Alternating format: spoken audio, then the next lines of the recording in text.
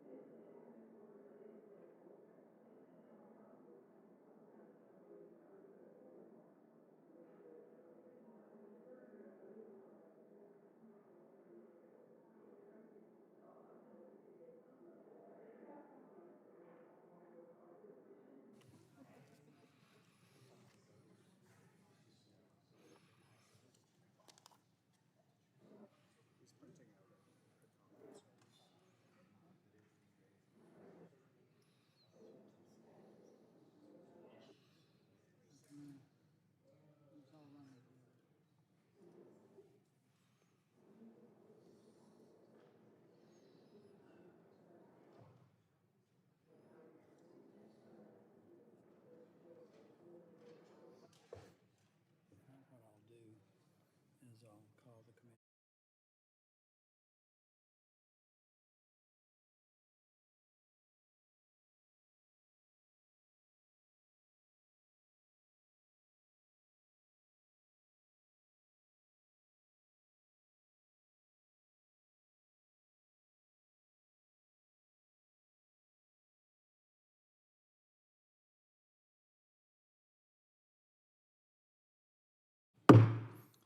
The committee will come to order. Before we begin our official hearing, I want to yield to the gentleman from New York, Mr. Tonko, for a point of personal privilege.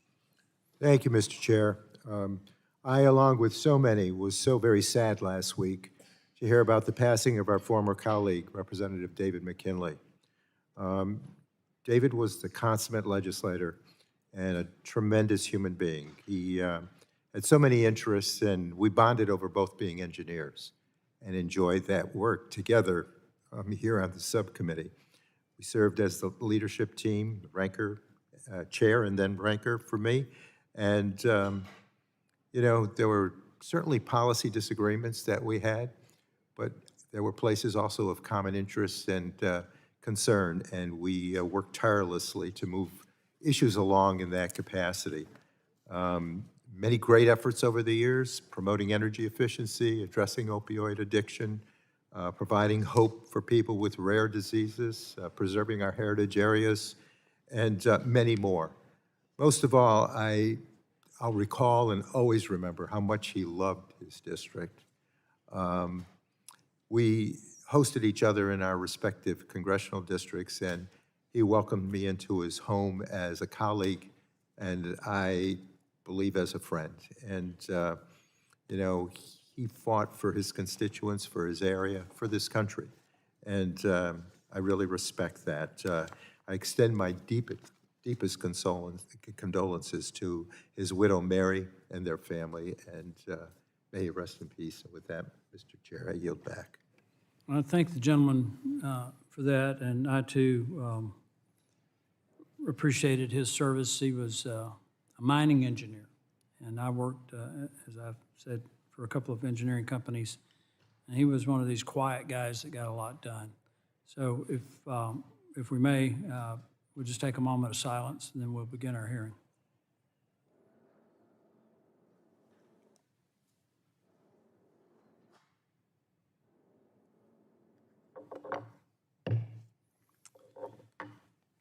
The Subcommittee on Environment will now come to order. The chair recognizes himself for an opening statement. Good afternoon, and thank you all for joining us for today's very important hearing about how U.S. environmental laws impact critical mineral supply chains, our national security, and economic growth. Our country has a rich bounty of natural resources, and for most of the 20th century, the United States was the leader in producing and refining critical minerals. However, the past several decades, China has aggressively sought to dominate the global market for critical minerals, with dire consequences for our national security. China is now responsible for almost exclusively producing about 24 critical minerals that our national security and defense depend on.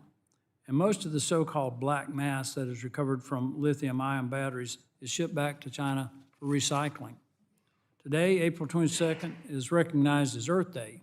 It is fitting that we are discussing how the move of critical supply chains to China has coincided with the enactment of multiple environmental laws in the U.S., where we have seen improvements in our environment, but at what cost to our manufacturing economy and national security. President Trump has issued several executive orders to focus the federal government's attention on these risks and to have all departments and agencies working together to reshore the domestic critical mineral mining and processing supply chains. My bill, H.R. 4370, the Securing America's Mineral Supply Act, would codify these policies to support domestic critical minerals mining and processing. As we on the Energy and Commerce Committee consider legislative reforms to the Toxic Substance Control Act, the Resource Conservation Recovery Act, and other environmental laws, we should work together to find solutions that support the reshoring of the entire critical mineral supply chain. It will make little sense for us to support increased critical mineral mining in the U.S. if we are not also supporting the other parts of the supply chain, from the manufacture of the chemicals and energy needed to process critical minerals to the facilities needed to recover and recycle these valuable commodities on the back end. Given our broad jurisdiction, the Energy and Commerce Committee is well positioned to advance common sense legislative reforms to ensure that the United States has the tools it needs to both produce and process critical minerals in this country. We have an excellent panel with us today to discuss the challenges in securing domestic supply chains for critical minerals. First, we have Mr. Chris Layman, the Chief Development Officer for Principal Mineral, which is working to build out the domestic supply chain for critical minerals. Mr. Layman served as the Director of the Defense Production Act's Title III program during the first Trump administration and helped to set up the Office of Strategic Capital. Second, we have Dr. Bea Spiller, a fellow and the Transportation Program Director with Resources for the Future. Next, we will hear from Jane Neal, Senior Vice President for AMG Vanadium, which is working to secure domestic supply chain for vanadium, a critical mineral that is used to harden steel and in a variety of aerospace applications. Finally, we'll hear from Josh Gubkin, Associate General Counsel for Redwood Materials, which works to recover critical minerals from used batteries. Mr. Gubkin has decades of experience as a lawyer and consultant and working on complicated chemical safety and recycling issues. Thank you all for being here. The chair now recognizes the ranking member of the subcommittee, the gentleman from New York, Mr. Tonko, for 5 minutes for an opening statement. Thank you, Mr. Chair, and happy Earth Day to everyone. I can remember that first Earth Day in 1970 when Americans, especially young people, came together to celebrate our shared home and to raise awareness for the need to better protect it. Back then, we had big problems threatening our public health and our economy. Rivers on fire, thick smog poisoning our lungs, and PCBs dumped into our waterways. It is not hard to understand why bipartisan majorities in Congress have worked together to address these issues, and no one can deny the success of the laws born out of that moment. But today we face another generation of environmental threats, climate change, PFAS, and plastic waste, to name a few. So as we gather together on this Earth Day, rather than examine how we can work together to solve these challenges, the majority would prefer to discuss how our successful legacy environmental laws are failing us. That is the completely wrong approach, I believe, to frame a conversation that I truly believe is worth having. Critical materials are indeed important. We need more of them. We should be seeking to reduce our reliance on unreliable foreign supply chains that may have security or ethical concerns. We should be promoting ways to raise the bar for environmental, labor, and human rights standards to ensure that these materials are sourced responsibly, regardless of where the extraction and processing occurs. When we enter into bilateral mineral agreements, we should be requiring foreign nations to raise their standards to match ours, rather than having Congress consider how to lower our standards to match these competitors. It is why I have long called for increasing the transparency and traceability of our critical material supply chains to identify problems with overseas minerals and to hold bad actors accountable. I have no reason to doubt the motivations of members of the majority. I believe that they believe promoting more secure critical mineral supply chains is a national security and economic competitiveness imperative.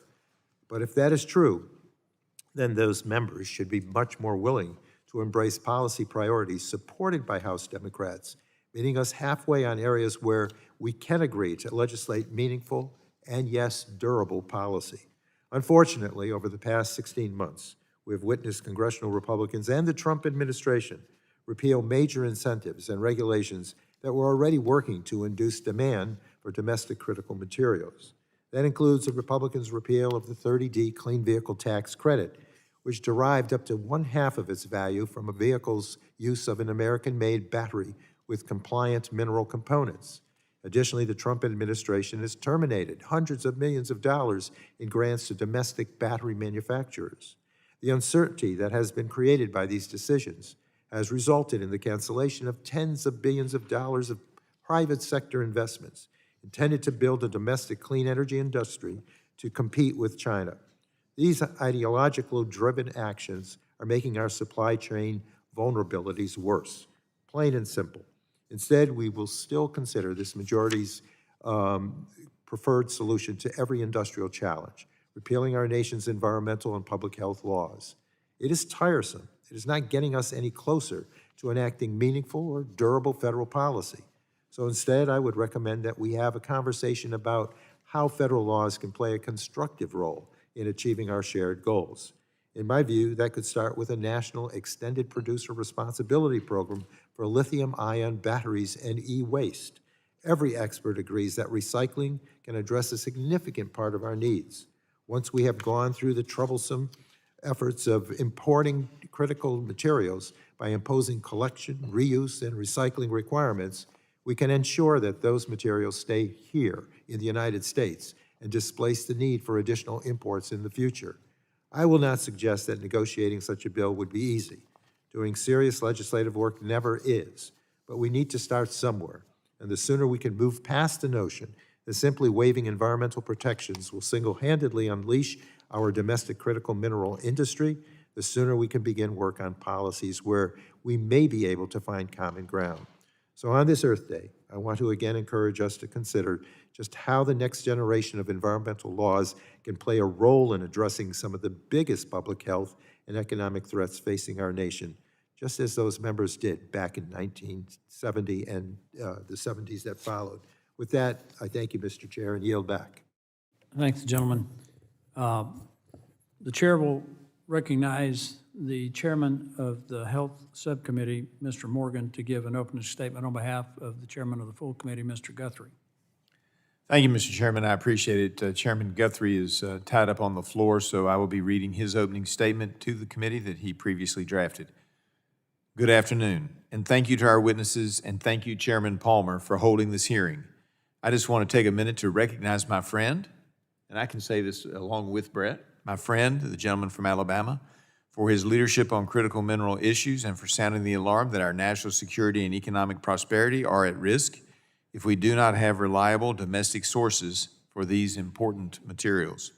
Winning the race to AI dominance will depend not only on having access to critical minerals that go into semiconductors and other advanced technologies, but also on access to the chemicals needed to manufacture, refine, and recover these critical minerals in the United States, rather than having to rely on China. Many of our nation's environmental laws were enacted more than 50 years ago and have not kept pace with the current economic and geopolitical conditions. The Energy and Commerce Committee is leading the way in working to modernize the Toxic Substances Control Act, TSCA, and other environmental laws so that we can meet the challenges posed by China and other countries, while also continuing to protect our environment. Even though TSCA was updated 10 years ago, it has become clear that the law is not working as needed. We need to maintain a strong manufacturing base in the United States, and that includes the ability to manufacture our own chemicals and produce other critical materials, all of which are essential for national defense and economic security. I look forward to hearing from our panel of witnesses on their experiences navigating these laws and their ideas for how we can reduce regulatory burdens and continue to have a healthy environment. Thank you, Mr. Chairman, and I yield back. Thank the gentleman. Chair now recognizes the gentleman from California, Dr. Ruiz, to give an opening statement on behalf of the ranking member for the full committee, Mr. Pallone. You're recognized for 5 minutes. Thank you, Mr. Chairman. These are the remarks of Ranking Member Frank Pallone. On this Earth Day, I would like to take a moment to commemorate our bedrock environmental laws that keep our air clean, our drinking water safe, and our lands free of contamination. Despite what the title of this hearing implies, we do not have to choose between growing our economy and preserving the planet. Our country's most fundamental environmental and public health laws help us lower energy costs and boost our economy, all while combating pollution and the climate crisis. As it relates to the topic of today's hearing, it is possible to shore up our critical material supply chains without compromising those same environmental and public health protections. Democrats support the responsible and sustainable build out of our domestic critical material supply chains. It's important for our energy, economic, and national security, and necessary for the clean energy transition. That is why Democrats secured important down payments in the bipartisan infrastructure law and the Inflation Reduction Act. Together, these laws included billions of dollars in federal investments to strengthen our critical material supply chains, create jobs, boost American manufacturing, and lower costs for hardworking families. For example, the bipartisan infrastructure law included $7.9 billion for battery materials processing, manufacturing, and recycling.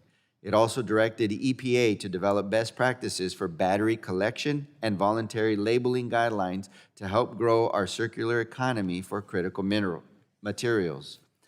The Inflation Reduction Act included tax credits for electric vehicles, domestic or ally-sourced critical materials for batteries, and domestic battery manufacturing to expand our capacity and boost our supply chain resiliency. Instead of building on this important work, Republicans have taken a wrecking ball to many of these important demand drivers. They have canceled clean energy projects, programs, and incentives, and in the process, destroyed downstream manufacturing that is an essential facet to bolstering critical material supply chains.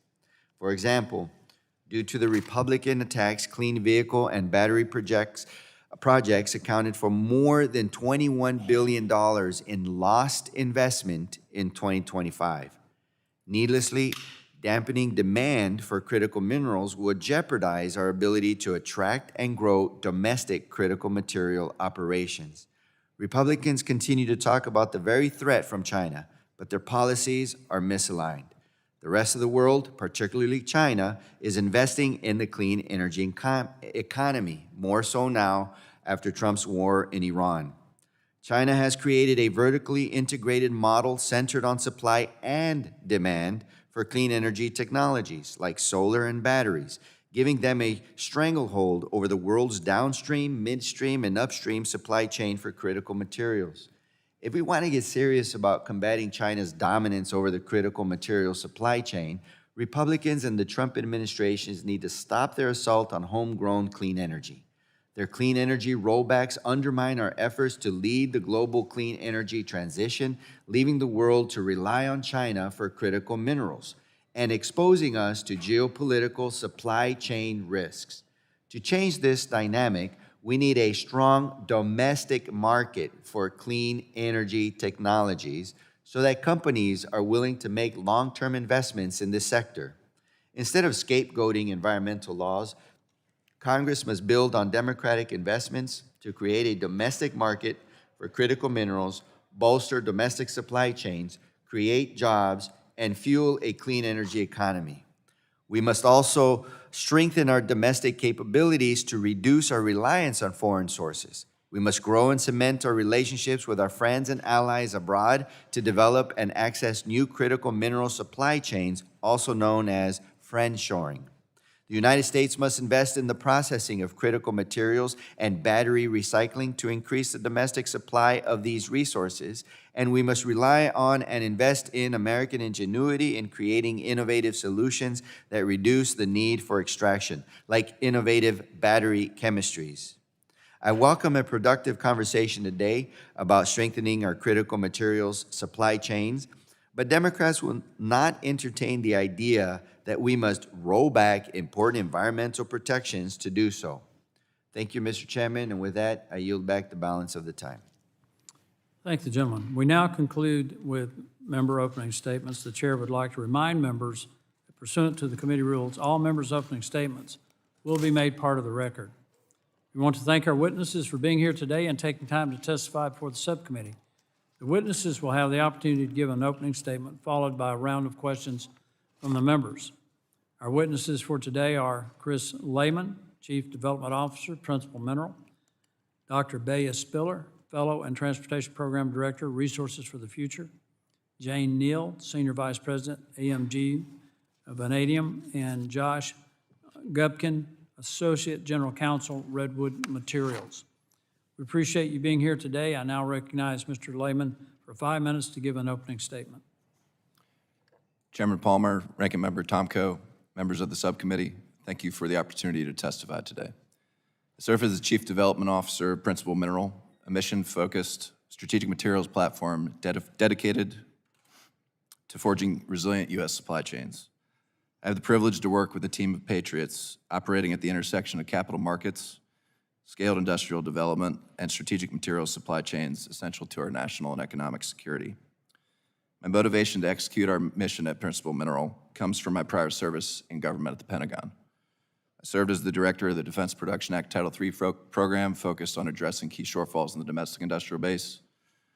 I also served as the deputy director of the Office of Strategic Capital, which utilizes debt-based investment tools to attract and scale private capital investment into critical supply chains for national security.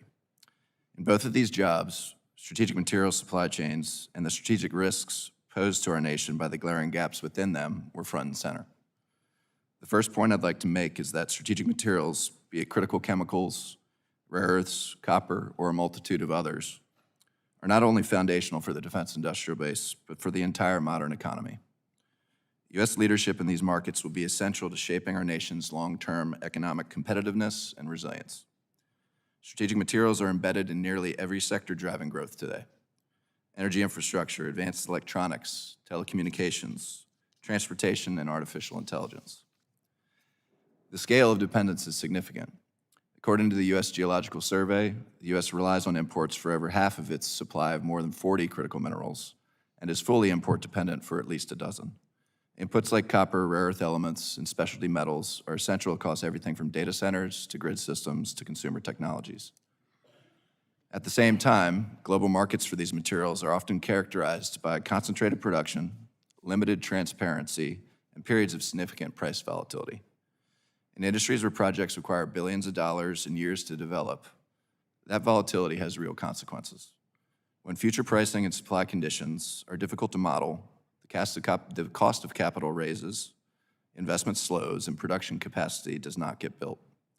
Second, strengthening these supply chains requires a coordinated, system-wide approach, not isolated policy actions. The core challenge is not simply resource availability. It is whether the U.S. can create the conditions under which capital will be committed to building industrial capacity across the value chain and at scale. That depends on alignment across several interconnected factors: regulatory clarity and permitting timelines, aligning policy tools to support long-term investment, access to long-duration patient capital, coordination across supply chain segments, and consistency in environmental and operating standards. When these elements work together, investment becomes viable, timelines compress, and capacity grows. When they are misaligned, projects stall, even when demand is strong and technology is proven. Third, regulatory clarity and consistent environmental standards are central to enabling that system and to attracting long-term investment. The United States should maintain strong environmental protections. That is essential for public trust and long-term sustainability. But from the perspective of developers and investors, the defining issue is predictability.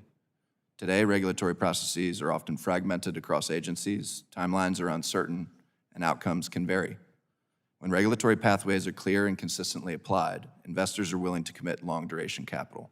When they are not, projects are delayed or do not move forward at all. At the same time, consistent environmental and labor standards, both domestically and across allied supply chains, ensure that growth does not come at the expense of responsible production. They also help prevent a shift of activity to jurisdictions with weaker protections, which ultimately undermines both environmental and economic objectives. Finally, innovation and commercialization will determine whether the U.S. can compete at scale in these markets. The U.S. has competitive advantages in research and development and the deepest, most trusted and liquid capital markets in the world, the markets that can fund the transition from R&D to commercialized innovation and industrial capacity. Policymakers have the opportunity to set positive conditions that will unleash these competitive advantages to build the strategic materials supply chains our nation needs.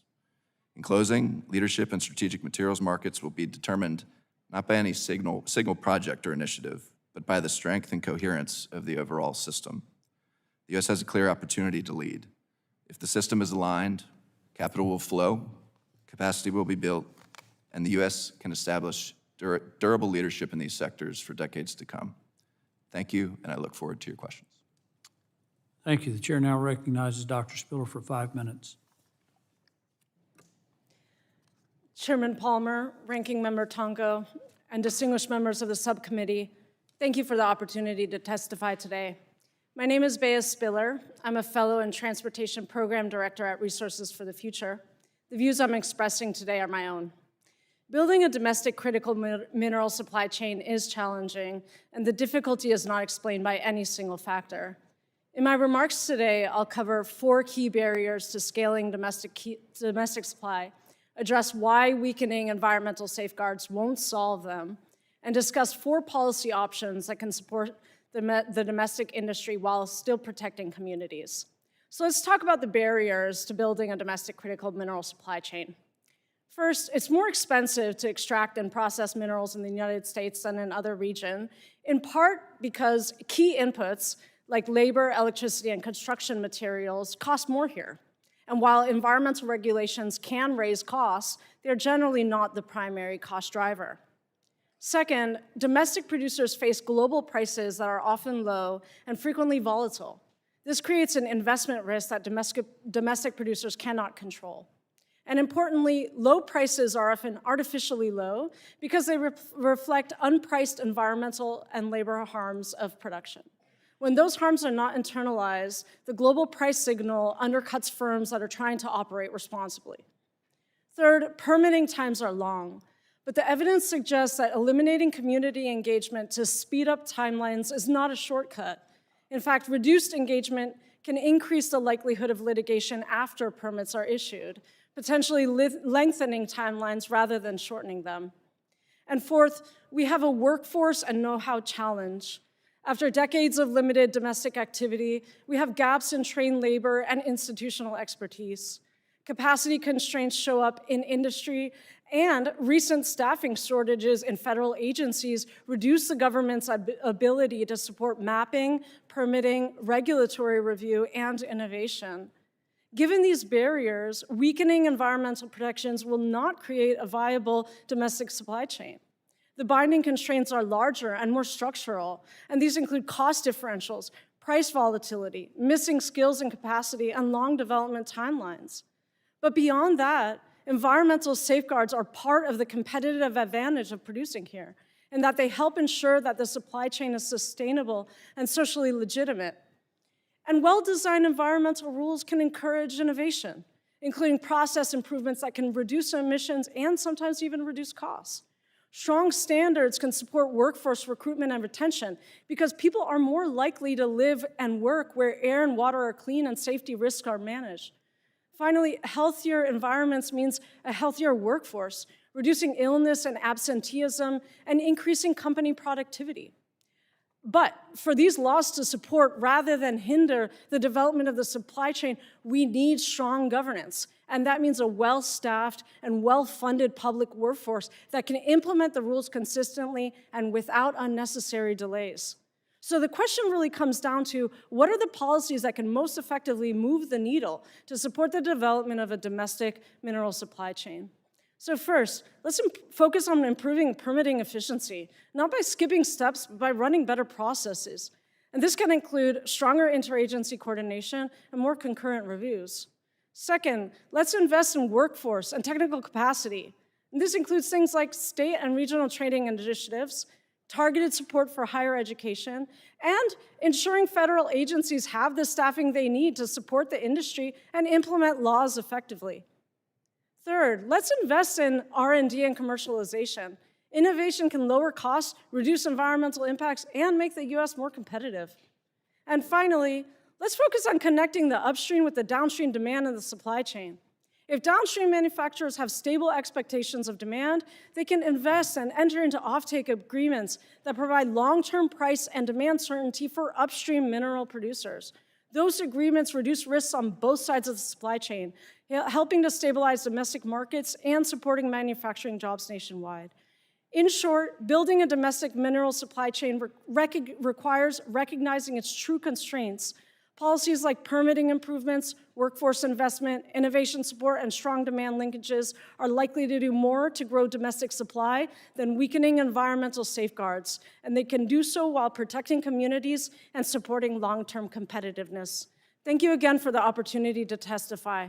I look forward to your questions. Thank you. The chair now recognizes Ms. Neal for 5 minutes. Thank you, Chairman Palmer, Ranking Member Tonko, and members of the subcommittee for the opportunity to testify today. I'm Jane Neal, Senior Vice President at AMG Vanadium, an Ohio-based manufacturer. AMG Vanadium is the only domestic producer of ferrovanadium, supplying approximately 40% of the U.S. market for this critical mineral that is essential to steelmaking for infrastructure, energy, transportation, and defense. The balance of U.S. demand is imported, with 75% of global production concentrated in Russia and China. AMG recycles petroleum refinery waste to reclaim vanadium, but we are not merely a waste processor. We are a critical minerals company and a strategic domestic manufacturer. In 2022, AMG commissioned a $300 million facility to expand capacity to upwards of 75% of U.S. demand.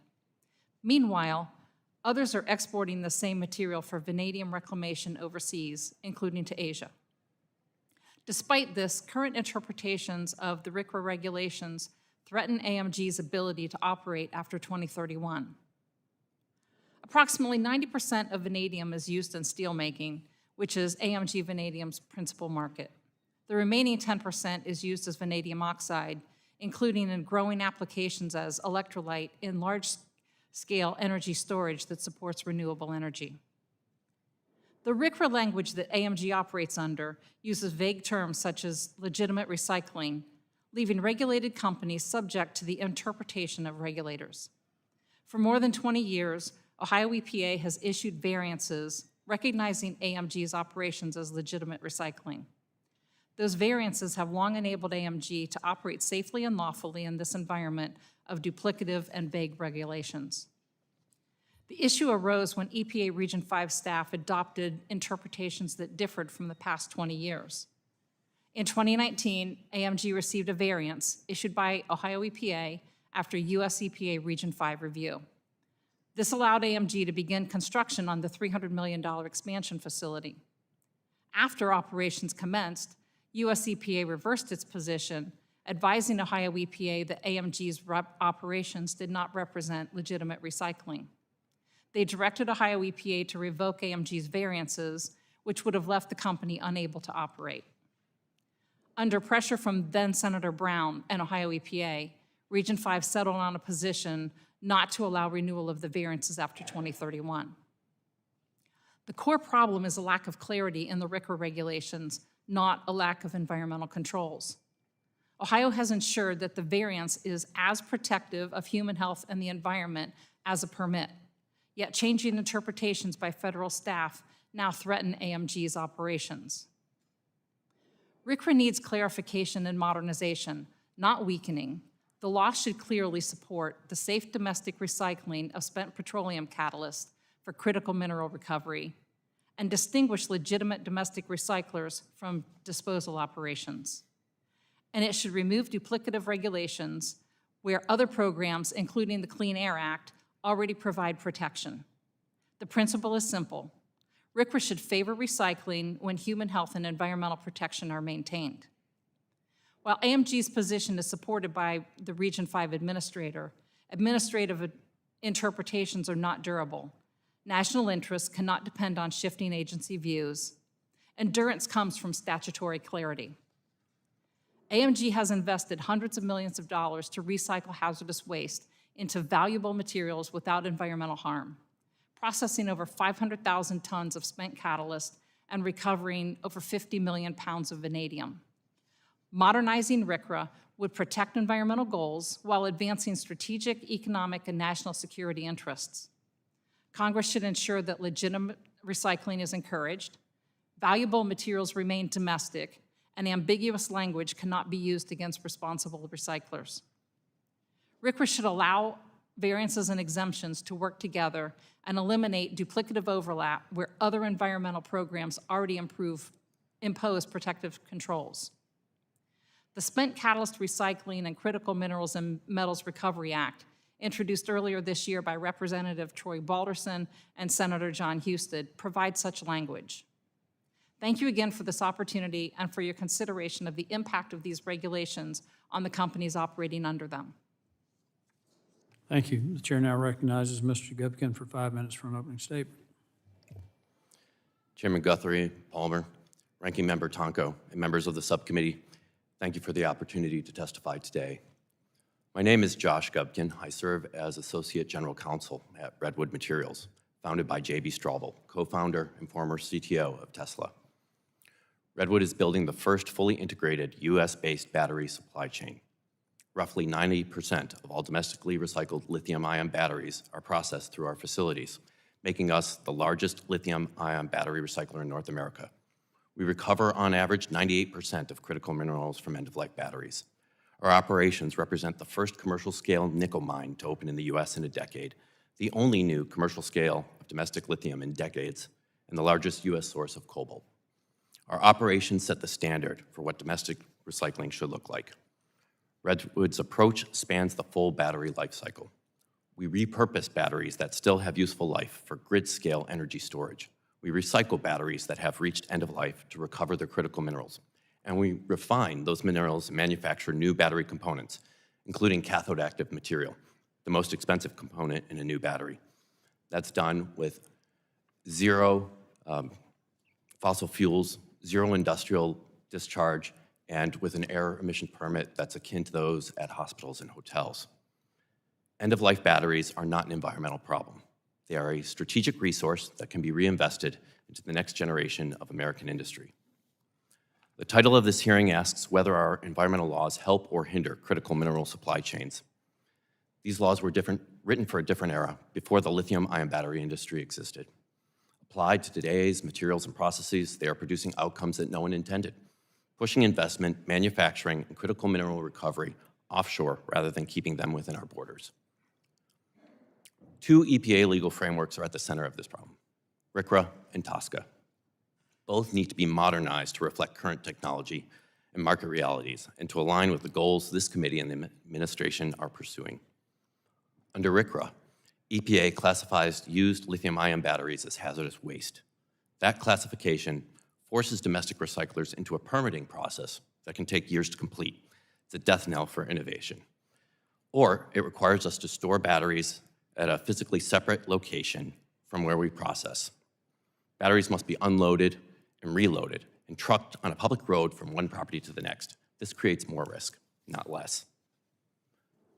China reclassified these same materials as non-waste raw material last year and now controls more than 80% of global lithium-ion recycling capacity. The EU went the other direction, classified black mass as hazardous waste, and is already seeing investor flight and canceled projects. The United States is on track to make the same mistake.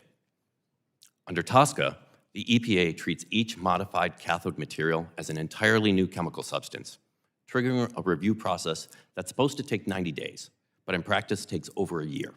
It's followed by a second rulemaking that adds months or years more. Total time to market regularly exceeds 3 years. The message to manufacturers is simple: build overseas and import the finished product. TSCA also punishes recyclers. Restrictions imposed by EPA under TSCA prevent new variants of battery materials from domestic distribution. Consequently, a domestic recycler cannot distribute the material it recovers within the United States. As a result, critical minerals are exported. That is the exact opposite of what this committee is trying to achieve. These batteries also impact energy storage. Many end-of-life EV batteries retain up to 80% of their usable capacity. Through Redwood Energy, we deployed the largest second-life battery material installation in the world. But EPA's framework creates uncertainty about these batteries, whether they're waste when they first leave a vehicle, hindering the entire repurposing industry when demand from data centers and AI is surging. Our ask is straightforward. First, enact a National Lithium-Ion Battery Manage Act that creates a unified federal framework. Second, use EPA rulemaking to exclude lithium-ion batteries and battery materials destined for repurposing or recycling from the definition of solid waste. Third, reform TSCA's treatment of cathode materials so domestic manufacturers and recyclers are not penalized for operating in the U.S. And fourth, mandate interagency alignment so EPA works towards the same goals as other agencies in this committee. The materials are in the U.S., the technology is in the U.S., the investment is ready. What we need is a regulatory framework that prioritizes these critical materials for what they are, strategic assets. Thank you. I welcome your questions. I thank our witnesses for their opening statements. The chair now recognizes the chairman of the full committee, the distinguished gentleman from Kentucky, Mr. Guthrie, for 5 minutes for his questions. Thank you. Thank you for calling me. I appreciate the recognition. And I want to start with, I know we're talking about critical minerals and mining. One of the great mining engineers to serve in Congress was a dear friend of all of ours, David McKinley. And David McKinley passed away last week, and I think his funeral is this Monday. He was a colleague, and he loved this subcommittee. He was very important to this subcommittee, and he's someone that we'll all miss. His dear wife, Miriam, who was here with him quite often, and so we got to know her as well. I just think I can speak for everybody on the committee and the subcommittee that he was a dear man, and our thoughts and prayers are with him and his wife and his family, because we're certainly going to miss him. He still kind of kept in touch with a lot of us, so we really appreciated that. And the earth's a little less today because David McKinley's not with us anymore. And he certainly loved West Virginia. He loved what he did, and he knew that the minerals of this world were important, and were important to what we are able to use for our country. So God bless them. God bless the McKinleys. So Mr. Gubkin, Gubkin, is it Gubkin or Gubkin? In your testimony, you describe a complicated regulatory framework that your company, Redwood Materials, has to navigate in order to recycle and recover critical minerals from batteries. One of the challenges we've heard about TSCA is that even slight variations of an existing chemical have to undergo a full risk review. So the question is, how do you think allowing EPA to group together similar or equivalent chemicals for expedited risk reviews would improve the process and provide more certainty to manufacturers? Thank you for your question. And I think it will speed things up, first of all, because to use an analogy, you have various shades of green. You have deep green, light green, emerald, sea green. These are all green. They're just slight variations of the same thing. And so if instead TSCA were to group these and work through the science to determine the protections for them as green, they can do this as a class. It should be a quicker one, and so a quicker process, closer to the 90 days that they're supposed to. And in addition to that, once they've made that determination for green, it covers all green. So you don't have to go through it again and again for each process. This is actually similar to what they do in Europe under REACH. So this isn't something that's new or novel, but it is something that makes sense. I said, as an avid recycler myself, I'm known to pull aluminum cans out of the garbage. Not because I collect them to sell, I turn them in because either they go in the ground or they can go back in the stream of commerce. And why do we want them back in my family's in the aluminum business, so I figure the more aluminum that exists, the cheaper aluminum's gonna be for everybody. And so, and it saves from putting them in the ground, which is a waste. And so we need to make it easier for people to recycle. We need to make it, and particularly these critical minerals that we have. So also, Mr. Gubkin, in your testimony, you discuss how EPA requirements are often not aligned with safety standards issued by OSHA and other regulatory bodies. Can you briefly describe your workplace safety practices and how conflicting regulatory requirements can present challenges for your workers and potentially impact. So I think both agencies want them to be safe, but sometimes they conflict in how to, could you give us an example? Yeah, so I think the example to use really is between, going back to Tosca, what you have from that organization going and putting restrictions for safety on one company versus another and them not being aligned, even though it's the same materials. And that can be different from what OSHA has done, who has the delegated scope for protecting employees. And so you have three different things that possibly you're looking at. And just as an example with LFP, you have restrictions that come out based on Tosca, where the filter protection that you have for the manufacturer of it is 1/10 the protection for the recyclers using the same material from the same company, that come down from the same company. There's really no rationale beyond that. It doesn't provide any added protection for the workers. It just provides added cost and added problems for the recycler. And so why aren't these aligned? And moreover, why isn't OSHA, who has the ability and the mandate to go and find these levels of protection, have them do the work on that so that we have a consistent framework from state to state across the nation for how we protect our employees? Thank you. I don't have much time left, so I'll just leave with this, is that I was just on the floor of the House and they announced the passing of David Scott. I think all of us are aware of that now. And again, just like with our dear friend David McKinley, David Scott, his wife was Hank Aaron's sister. So Hank Aaron was his brother-in-law, and I was growing up a Braves fan. That's kind of our connection. He would talk about all the issues that Hank Aaron had to go through, and I can tell you, when he moved to Atlanta to play baseball, and I tell you, the whole world was cheering for him in 1974. So it's amazing what that family has brought into our country, and particularly David Scott and his service. So our thoughts and prayers are with Mrs. Scott and the Scott family. So thank you. I thank the gentleman. The chair now recognizes the ranking member of the committee, Mr. Tonko, for 5 minutes. Thank you, Mr. Chair. Dr. Spiller, I want to associate myself with your testimony that securing our critical mineral supply chains is a complex, multifaceted issue. It does not need to come at the expense of our environmental laws. We heard from a few witnesses that the recycling of critical minerals can play an important role in securing domestic supplies.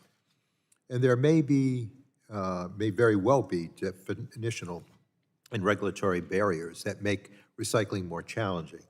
Dr. Spiller, as a first-order issue, can you give us a sense of the potential for recycling to play a role in reducing our dependence on foreign supply chains?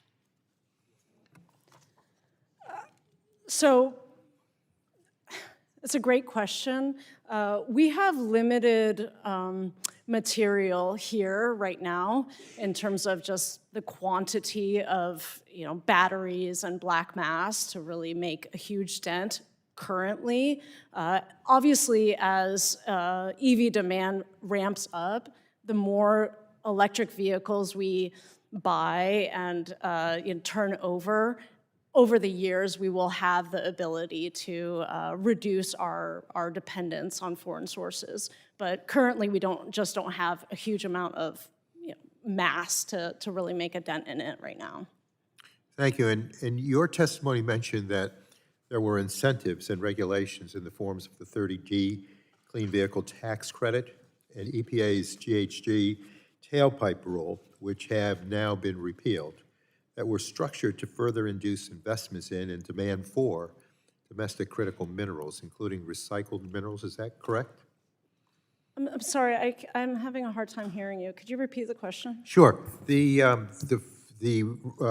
incentives and regulations that were in the form of the 30D Clean Vehicle Tax Credit and EPA's GHG tailpipe rule, which have now been repealed, were structured to further induce investments in and demand for domestic critical minerals, including recycled minerals. Is that correct? Yes, that's correct. So is it fair to say that well-designed federal policies, whether that's incentives or environmental regulations, can actually promote our domestic critical mineral goals? Absolutely. The 30D tax credit, I think, was a really great option. and was a really great policy because what it did was, at the same time that it created this really increased demand for the electric vehicles, it tied the sourcing of the minerals, it tied the demand for the electric vehicles to domestic sourcing of the minerals themselves. So in order to be able to get the tax credit, the minerals in the batteries had to come either from domestic sources or from friendly nations. So that led to a lot of offtake agreements with domestic lithium producers. So by tying the demand side to the upstream, it created a really strong base for our supply chain.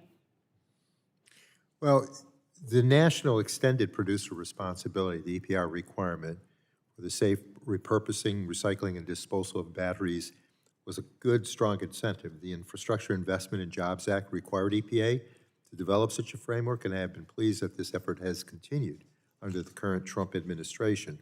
So, Dr. Spiller, could a national program like this, where battery manufacturers are responsible for a standardized system supporting the collection, recovery, repurposing, and recycling of batteries, help achieve our goals of reusing critical minerals and reducing risks of exporting minerals that have already entered the U.S. economy?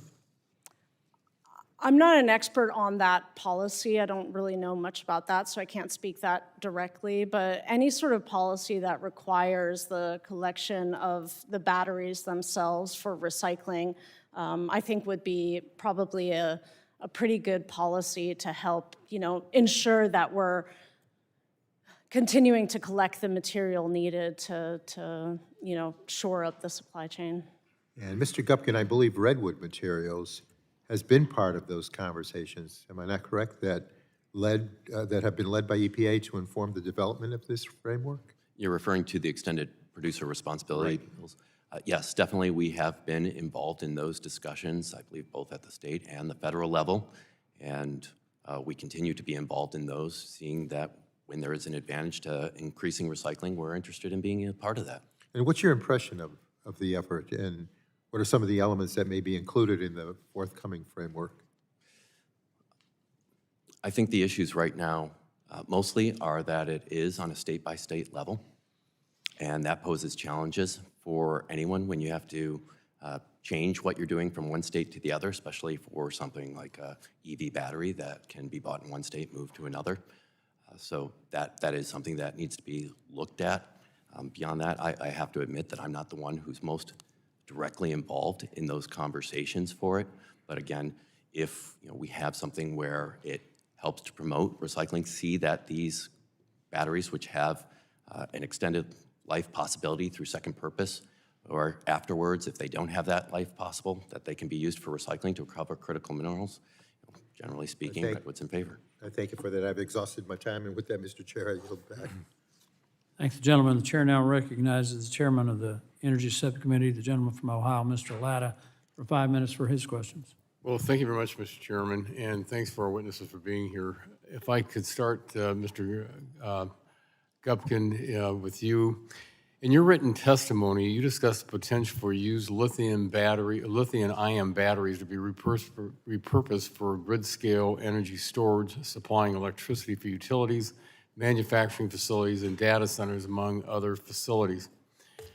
How would repurposing these batteries support our efforts to make sure our important infrastructure has access to reliable power while also protecting ratepayers from price increases resulting from increased demand? What I can tell you is, as I'd said in my verbal testimony, Redwood Energy has deployed the largest second life battery installation in the world. So that's a 63 megawatt hour microgrid powered by repurposed EV batteries that's operating right now on our campus. It was completed in under 6 months and up to 50% lower cost than conventional systems. Just using that as a quick example of what can be done with resources that we have, the same materials can be provided and given for infrastructure, for industry. We recently announced a partnership with Rivian to help provide energy storage systems for their manufacturing plant. So there's wide applicability where we have this resource available, and we can use them right away in a quicker, cheaper deployment for both utilities and the private sector. You know, what countries or what countries out there are doing the most in battery repurposing right now? Honestly, I'm not sure who else is. We seem to be doing some of the first initial work on this. We're an innovator. Each battery company makes different types of batteries, and they speak a different language, and we've learned how to crack the code and have that happen so that we can use different type of batteries and have this function. But we want to see that it's used on a large scale. Obviously, it's a very important part of it.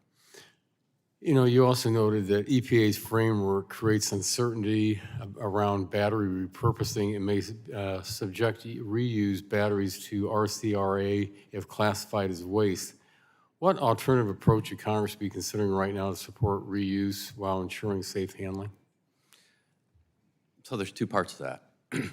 First, as far as how you could change the regulations so that they're not considered waste, there's already a process for this. It's 40 CFR 261.4, which is exclusions for certain materials if they are recycled.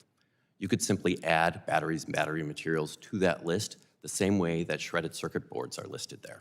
And that takes it out of the waste category and makes a more streamlined approach for recyclers or others. It still requires, as was mentioned by my counterpart, the need for legitimate recycling. So there's still protections there. And there's also other protections from other agencies. So we're not giving up anything. We're not reducing environmental. It's just a pathway to go ahead and do it in a better way. And it says to the world that these materials are feedstock, not waste. Well, thank you very much. Mr. Layman, what national security or economic benefits will result from repurposing batteries domestically, and would there be a private sector interest in expanding this industry domestically with a clear regulatory environment? Yes, absolutely. And I would expand the aperture further, as well as broader electronic scrap. The vast majority of it is exported today. The vast majority of that is going to China. So the opportunities for recycling and reclamation to supplement what primary means will have to scale production is going to be absolutely essential. And we have mountains of material under our feet. With on the electric motor side, the initial vintages of electric vehicles are reaching end of life. We have a mountain of that coming in terms of drive motors. So the opportunity to scale domestic capabilities for recycling is significant, and a major unlock would be clarity and a regulatory framework that has certainty, clarity, and clear timelines. Yeah, that's kind of a quick question to follow up. When you talk about, especially with the EVs today, and reclaiming the critical minerals and those, are those being exported right now to, let's say, China? For dry motors specifically, I don't have specific knowledge on that, but e-scrap more generally, absolutely. But there's limited ability for current recyclers to extract rare earth elements. There are other aspects that are done domestically today at scale, platinum group metals, catalysts, related items, things like that, where there are recycling capabilities, but needs to be extended for broader critical minerals that we need. Well, thank you very much, Mr. Chairman. My time has expired. Now I yield back. Thank you, gentlemen. The chair now recognizes the distinguished member from California, Dr. Ruiz, for 5 minutes for his questions.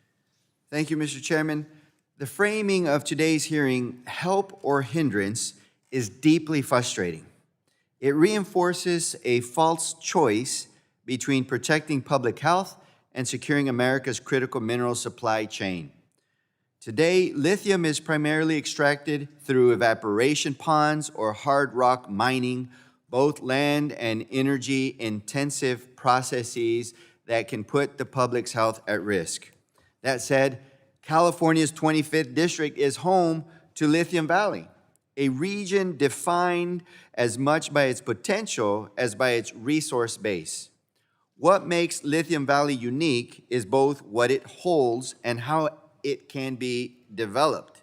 It sits atop one of the largest known lithium reserves in the Western Hemisphere, in fact, the 5th largest in the world.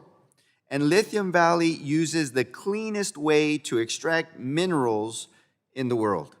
You see, it is a closed-loop circuit where you draw geothermal brine extracted, goes up, creates geothermal energy produced, releasing vapor water stream, and as it goes back to the brine, re-injected underground, critical minerals are filtered and extracted out, including lithium and manganese, and this will generate the battery manufacturing that we need and the clean energy that our nation needs.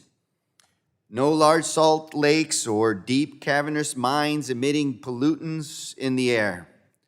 Lawrence Berkeley National Lab estimates 3.4 million metric tons of lithium could be recovered in Lithium Valley and over 5,000 times current U.S. annual production.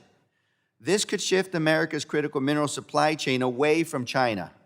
And it goes beyond lithium. Lithium Valley also holds manganese, vital for batteries and defense, a mineral we have had zero domestic production of since 1970. What makes this powerful is that it is operational, not theoretical. Companies are already extracting lithium, manganese, zinc, and cesium from geothermal brine while producing clean energy. Dr. Spiller, in developing critical mineral manufacturing projects, why is it crucial for developers to secure community trust and support? Well, from an investor perspective, a community trust is a material risk factor. I mean, projects that fail to secure it are much more likely to face permitting delays, litigation, cost overruns, or even cancellation. And all of this is going to undermine the project economics and even deter capital. And it's important to note, right, many critical mineral projects are located near communities that have a history of exposure to really severe mining harms, and particularly indigenous communities. And so investors really need to pay close attention to whether or not developers can manage this risk credibly. I agree. Fostering community trust is non-negotiable. What does effective, meaningful, and equitable community engagement look like, and how does community engagement also benefit developers? Well, I mean, that can be defined as sort of community-led engagement that takes place across all phases of project development. So it requires companies to bring in communities as sort of partners to the development process, and communities are sort of involved in decision-making processes around development that's happening in their neighborhood and where they live. And so it creates the social license to operate, and communities feel that they are part of the process. Thank you. Some of my colleagues point to environmental laws as the chief obstacles to domestic development. I see it differently. The National Environmental Policy Act and the Clean Air Act do not hinder development, they structure it. When implemented efficiently, these laws reduce risk for developers and give communities a meaningful seat at the table. So, Dr. Spiller, how would weakening or undermining our environmental regulations remove our ability to have the upper hand against foreign adversaries? Yeah, well, weakening our standards really undermines the two major things that we compete upon, which is trusted supply chains and high-value markets. One of the big issues is that our global buyers and allies are moving towards cleaner procurement standards and carbon-based requirements. So if we don't meet those standards, we're going to be locked out of premium markets and partnerships. Thank you. You see, this is not about help or hindrance. It's about doing the right thing, lithium and the right way. Lithium Valley shows that responsible domestic permitting can achieve when science, communities, and national security align. This is how we compete with China, not by cutting corners, but by building something better. I yield back. Thank the gentleman. The chair now recognizes the chairman of the Health Subcommittee, the distinguished gentleman from Virginia, Mr. Guthrie. I was Mr. Guthrie. I played Mr. Guthrie earlier today, but I know it's been a long day, Mr. Griffith, it's Chairman. been a long day. It's been a long day. Yesterday- And I did play Mr. Guthrie earlier today in the opening statement, so I understand the Well, confusion. yesterday on the forward, I introduced Representative Hurd, and it was actually Representative Crank. Yeah, it So happens. I'm on a roll. Yeah. Mr. Layman, researchers at Virginia Tech, which is located in my district, like my friend Dr. Yoon, have carried out research to analyze and separate rare earth elements in coal and in gob piles or coal waste.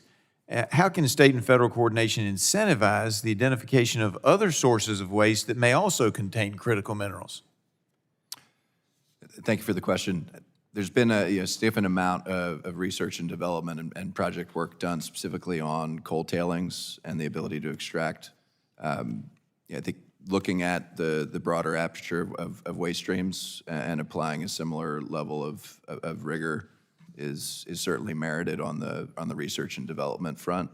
But I'd say at the same time, there's a need to move forward with what is most immediately deployable and scalable, and has a pathway to being economically competitive. But that innovation has to be a core part of the solution set at scale, as I mentioned in my statement. So continued research and development on extractive methodologies for a broader aperture makes sense. And I guess as a follow-up, are there particular industries or operations that lenders and venture capitals are hesitant to invest in because of a lack of regulatory consistency? Yes, as I mentioned, when there's uncertainty with regards to timelines, the regulatory pathways, it's much more challenging to underwrite a given project if there's a track record of uncertainties, delays, stops and starts. So really the only point I'm making is that one consideration would be a prioritized regulatory pathway with clearly established timelines, requirements upfront, so it's clear to the market, clear to the counterparty executing the project what that is. Oftentimes, if I'm understanding you, that's what we call shot clocks on certain things, to say that you've got to say yes or no by a certain time so that people know what's going on, or say you didn't give us enough information and reset the so-called shot clock. And I know it's been a focus of both Congress and the administration, applying Fast 41 towards critical projects, considering strategic materials projects as a classification to be bucketed and allocated towards priority regulatory pathways like that makes a lot of sense to me, because there's the scope, scale, complexity of the gaps resident within this broad complex of strategic materials is significant and vast, and there's got to be a way to, I had an experience from COVID response when I was running the DPA program. We need to, with leadership and urgency and resourcing, we can attack this problem, and private capital will deploy at scale, if some of the barriers are removed. Or reduced, right. Mr. Gubkin, in your written testimony, you suggested adding used lithium-ion batteries and battery materials intended to be recycled to the list of materials excluded from the definition of solid waste. Why do you believe excluding these materials would address your concerns with how battery recycling is regulated? So currently, with recycling, the way that things are, as I said, there's two pathways, basically, that we're forced to go. Either you go through a RCRA Part A-B permitting process, which can take somewhere around 2 years to complete. If you want to make any modifications, you're looking at several months more for any modifications, for those to be approved and incorporated into your permit. If you're an innovator, if you're a startup, this is not really helpful. The other path, as I'd said, was you wind up categorizing materials as universal waste, again, calling them a waste, but there's a weird spot within these regulations that say you have your destination facility where you process, and you can't keep the materials that you want to process on that property. You have to store them somewhere else. And that, again, does not make sense. And from an environment and safety perspective, it doesn't make sense, as well as a logistics perspective. You now have to handle the material more, move it again, put it on a public road, load it, unload it. It's ridiculous, quite frankly. And I don't see the reason for why it's there. By contrast, if you go and exclude these materials, recognize them as material feedstocks similar to other materials, like I mentioned before, shredded circuit boards, very analogous, and say, these are important. EPA has recognized the importance of these and said if these are recycled, they're not waste. You don't have to deal with either of those frameworks, so you're able to move forward. You still have to prove that you're legitimately recycling. So you don't lose anything from environmental protection. Yeah, and my time is up. I would say, Ms. Neal, I'm going to have some questions for you for the record. And as the old song said, one woman's trash is another woman's treasure. I yield back. Gentleman yields. The chair now recognizes the distinguished representative from the state of California, Ms. Barragan, for her questions. Thank you, Mr. Chairman. Critical minerals are essential for our phones, our semiconductors, clean energy, electric vehicles, and the grid. One area where we can make real progress is expanding battery recycling and reuse so we can strengthen domestic supply chains while reducing the need for new mining. Mr. Gubkin, I want to start with you. Your testimony highlighted that many batteries can still be used for energy storage when they come out of vehicles, but current rules often treat them as waste, which makes reusing them more difficult. At the same time, we need to make sure that reused batteries are safe and reliable. They can pose fire risk if not handled properly.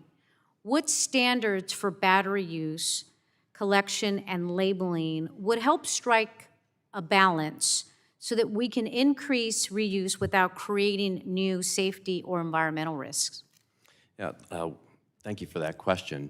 And what I'd say is there actually are standards to help address this.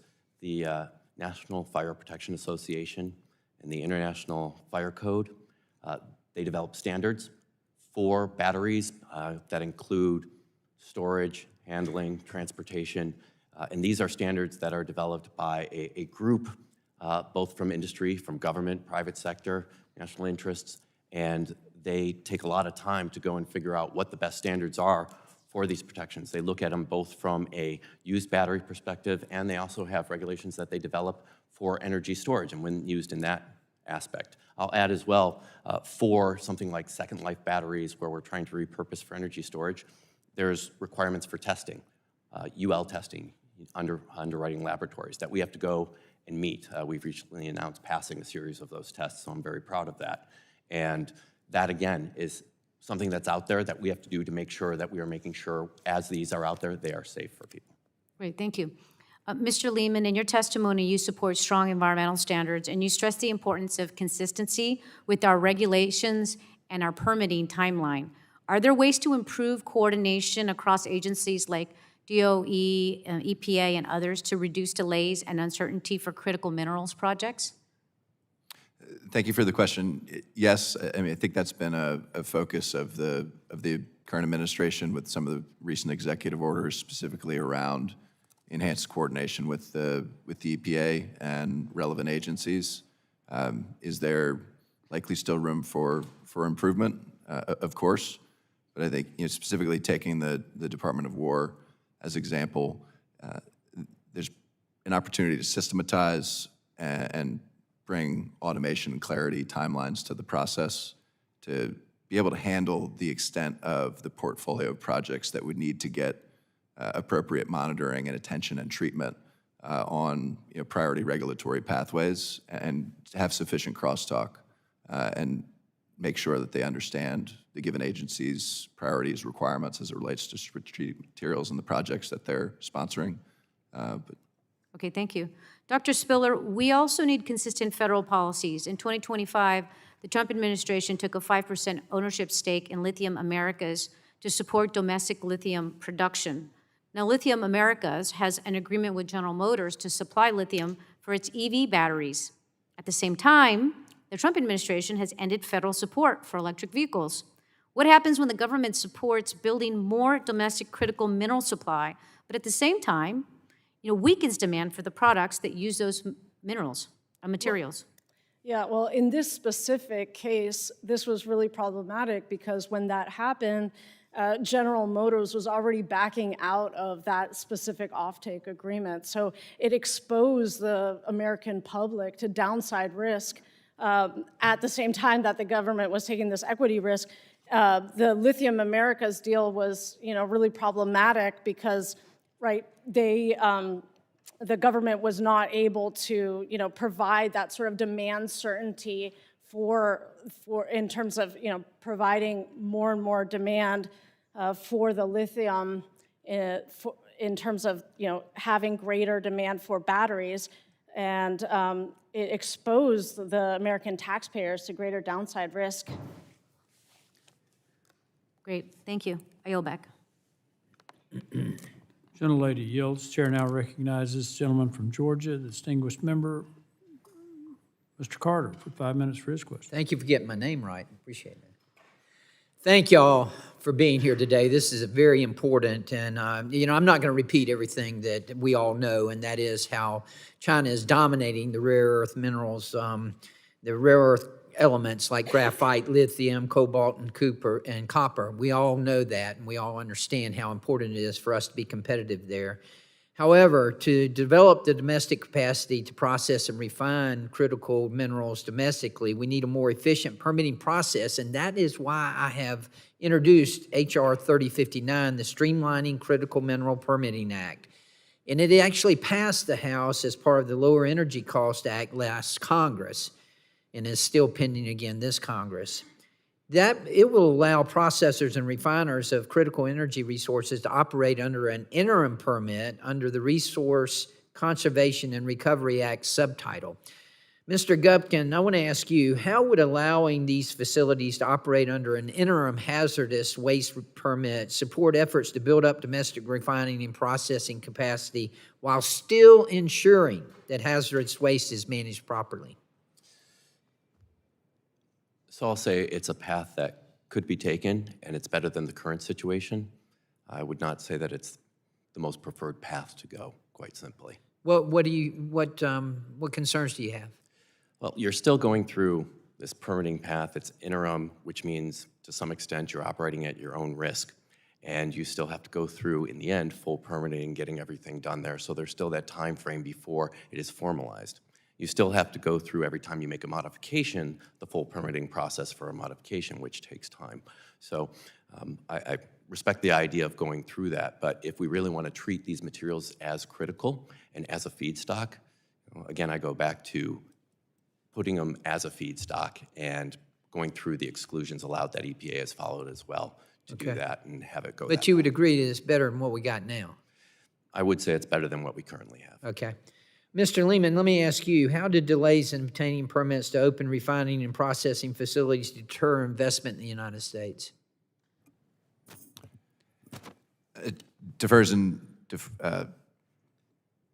Investment doesn't come through when there's uncertainty, Right. and there's not predictability to the process. Right, I would agree with you. You know, it doesn't matter what sector of the economy we're talking about. When I have groups in my office, whether it be healthcare, technology, or even processing, it's always the same. We need as much certainty as we can get. We need to, in order to invest, in order to plan for the future, we need that certainty. So I appreciate that.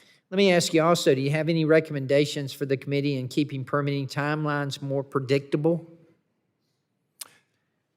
I do, in terms of you're considering a prioritized and expedited regulatory pathway for strategic materials projects.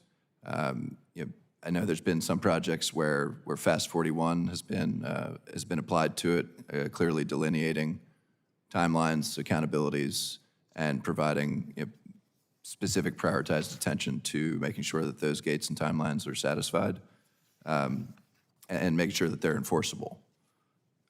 Good. Mr. Gublin, in your written testimony, you explained that facilities that want to recycle lithium-ion batteries have two options, both of which drive investments overseas. One of these is to enter the RCRA Part A and B permitting process. You described some of the challenges with this process and how its timeline is unworkable for the fast-growing and constantly evolving industries. Why is this? And are there opportunities to make this permitting process more efficient that Congress can consider? So why does the permitting process take as long as it does? I can't answer that as well as the folks over at EPA, to be quite honest with you. It's a matter of, I suppose, they want more information, for whatever reasons that they do. The permitting process was developed for really chemical treatment plants as opposed to something like a battery recycling plant. And so, again, you mentioned the interim permitting as an option instead, but really what you wind up having is, for batteries, lithium-ion batteries, they can be classified as a subcategory of hazardous waste, universal waste, which doesn't require the permit so long as you don't store the materials on site. And that's what you drive people to. But then you have the problem, as I said before, of having the material feedstock at a different site from where you're processing it, which from a logistics and safety standpoint doesn't really make sense. So I'd say, again, let's... Well, I'm out of time, but I really do feel like the legislation that I have, the Streamlining Critical Mineral Permitting Act, will help modernize this process and will be productive and helpful. So thank you, and I appreciate it, and I yield back. The gentleman yields. Chair now recognizes distinguished gentleman from Ohio, Mr. Landsman, for 5 minutes for his question. Thank you, Mr. Chair, Ranking Member. Thank you all for being here. I want to talk about the batteries first. Obviously, the critical minerals work that we do has huge implications for our economy, for individual household spending, national security. It is one of the most significant things we've got to solve and win on. The domestic production piece is a challenge. There are some doors that we can go through. One is the production, recycling of batteries. I'm going to start with you, Mr. Gubkin. How does the investing in battery recycling help us as it relates to critical minerals? Well, first off, it keeps the materials here within U.S. soil. Right? We can do the full life cycle and have it here. So you can have the production of batteries, put it into the vehicle or wherever else those lithium-ion batteries go. They go through their life. We can repurpose them and keep them here, and then we go through and take those and recycle them and keep the critical minerals here. So instead of having any of that flowing outside the U.S., we have it all here. In addition, it's a way of using what we call an urban mine. The materials are here, they're well packaged, they're in the same location, nice and easy, as opposed to going to several different mines, whether they're in the U.S. or outside. Right. It's one thing that we're, buying all of these batteries from all over the world, critical minerals coming from all over the world. Once they get here, though, we're in a position to keep them. Absolutely. And that is through the battery recycling efforts. In the bipartisan infrastructure law, there was about $6 billion in battery manufacturing, recycling, and processing. Trump has targeted these efforts, canceling $700 million in grants, including support for a $1 billion recycling battery facility in Kentucky. Dr. Spiller, can you speak to the importance of certainty and what this does when these dollars get pulled out of the market? Yeah, thanks for that question. Market certainty is really important. Projects are really expensive and they take years to build. And there's 3 specific aspects of certainty that we have to think about. And the first one is regulatory and policy certainty, right? And thinking that the policies are going to maintain fixed and not flip-flop over time, as we saw. The second one is demand certainty, and this has a lot to do with policies, right? Policies drive demand. So understanding whether or not the demand for the products are going to grow over time. And then finally, price certainty. So being able to know whether or not, are you going to have a price of minerals that is going to, not be subject to massive price volatility.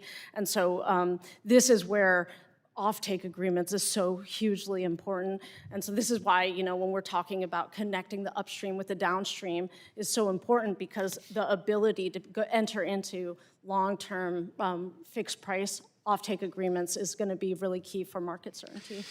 Thank you. I appreciate that. I think I know it's incumbent on this Congress, both sides, to hold the administration accountable, to say, look, we passed these investments in battery production, recycling. They have to go out the door. There has to be consistency. We have to make these investments. With the time I have left, part of getting to the domestic production piece also includes the permitting reform that my colleagues have talked about. My frustration is that there's 2 ways to do this. You can do it in a partisan way, where you just say, we're going to pass a permitting bill and may not pass the Senate. In fact, it won't. May pass the House, won't get us anywhere. Or you can get a bipartisan deal done, which requires, in my opinion, just the following. You got to put the environmental folks in a room with the industry folks and figure out that way forward, where Democrats and Republicans can come together and say, look, we are going to go find these resources, but we're going to do it in a way that protects the environment. If you had to put folks in a room, who are the key environmental and industry folks? We'll start with Mr. And just very quickly. I'd say have us sit with the deputy administrators, directors from EPA. Yeah. I would agree. Dr. Spiller? And definitely need community groups in there too. Yeah. Industrial operators of these businesses and investors. By the way, if you put those folks in a room and you say, look, we got to get to permitting reform, get a couple Democrats, a couple Republicans, there's a bipartisan bill that probably includes everything that you mentioned, Dr. Spiller. I believe you had a few ideas, Mr. Gubkin. All of that gets done, and done in a way that makes a lot of sense, gets to the floor and passes. Thank you. I yield back. Gentleman yields. I now recognize myself for 5 minutes. Mr. Layman, there are no major rare earth refineries in the entire Western Hemisphere. There's only 9 in the world, 8 are in China. The other one's in Malaysia. Cobalt, China controls up to between 75 and 80% of the cobalt process and refining.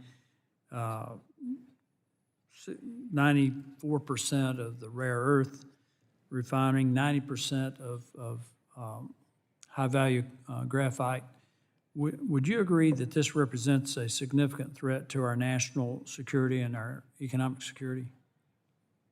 100%. Would you agree that we're in a time frame, a window of opportunity to correct that, and that I often compare it to our space race, this generation's space race. Would you agree with that assessment? Yes. Can we do this? Can we secure our own supply chain, not just by building the critical infrastructure that we need here in the U.S., but working with allies to build out this process? Would you agree that we could do this and maintain the environmental quality that we have always expected and continue to expect? I think we can and we have to. Requires a sense of urgency, requires leadership, and requires resourcing. And the one thing you need to solve the full value chain before the problem is solved. And it was very good to see in the president's budget a significant increase in resourcing for the DPA program, for the Office of Strategic Capital, for several industrial base oriented programs that I'm well aware of this, yes. I've been very involved. Can we create a marketplace that we can put a wall around where if China wants to participate, they can participate, but can set a floor for prices? That's a vitally important point, to have a Western index, particularly in the rare earth space. That is a perpetual challenge, something that I know Congress and the administration are considering options for and executing against, but that's foundational to have a functioning marketplace with provenance of supply, clarity on price, and a functioning market is going to be critical. Ms. Neal, the process that my colleague described for closed-loop process for lithium processing that was described earlier, can that be applied universally to all critical mineral and rare earth element processing and refining? Is it that simple? I'm sorry, but I'm probably not the right person to answer that question. I know that, in our case, we are taking spent catalyst that has recovered vanadium from the refining industry. That's a different process. And we're able to recycle it and recover the vanadium.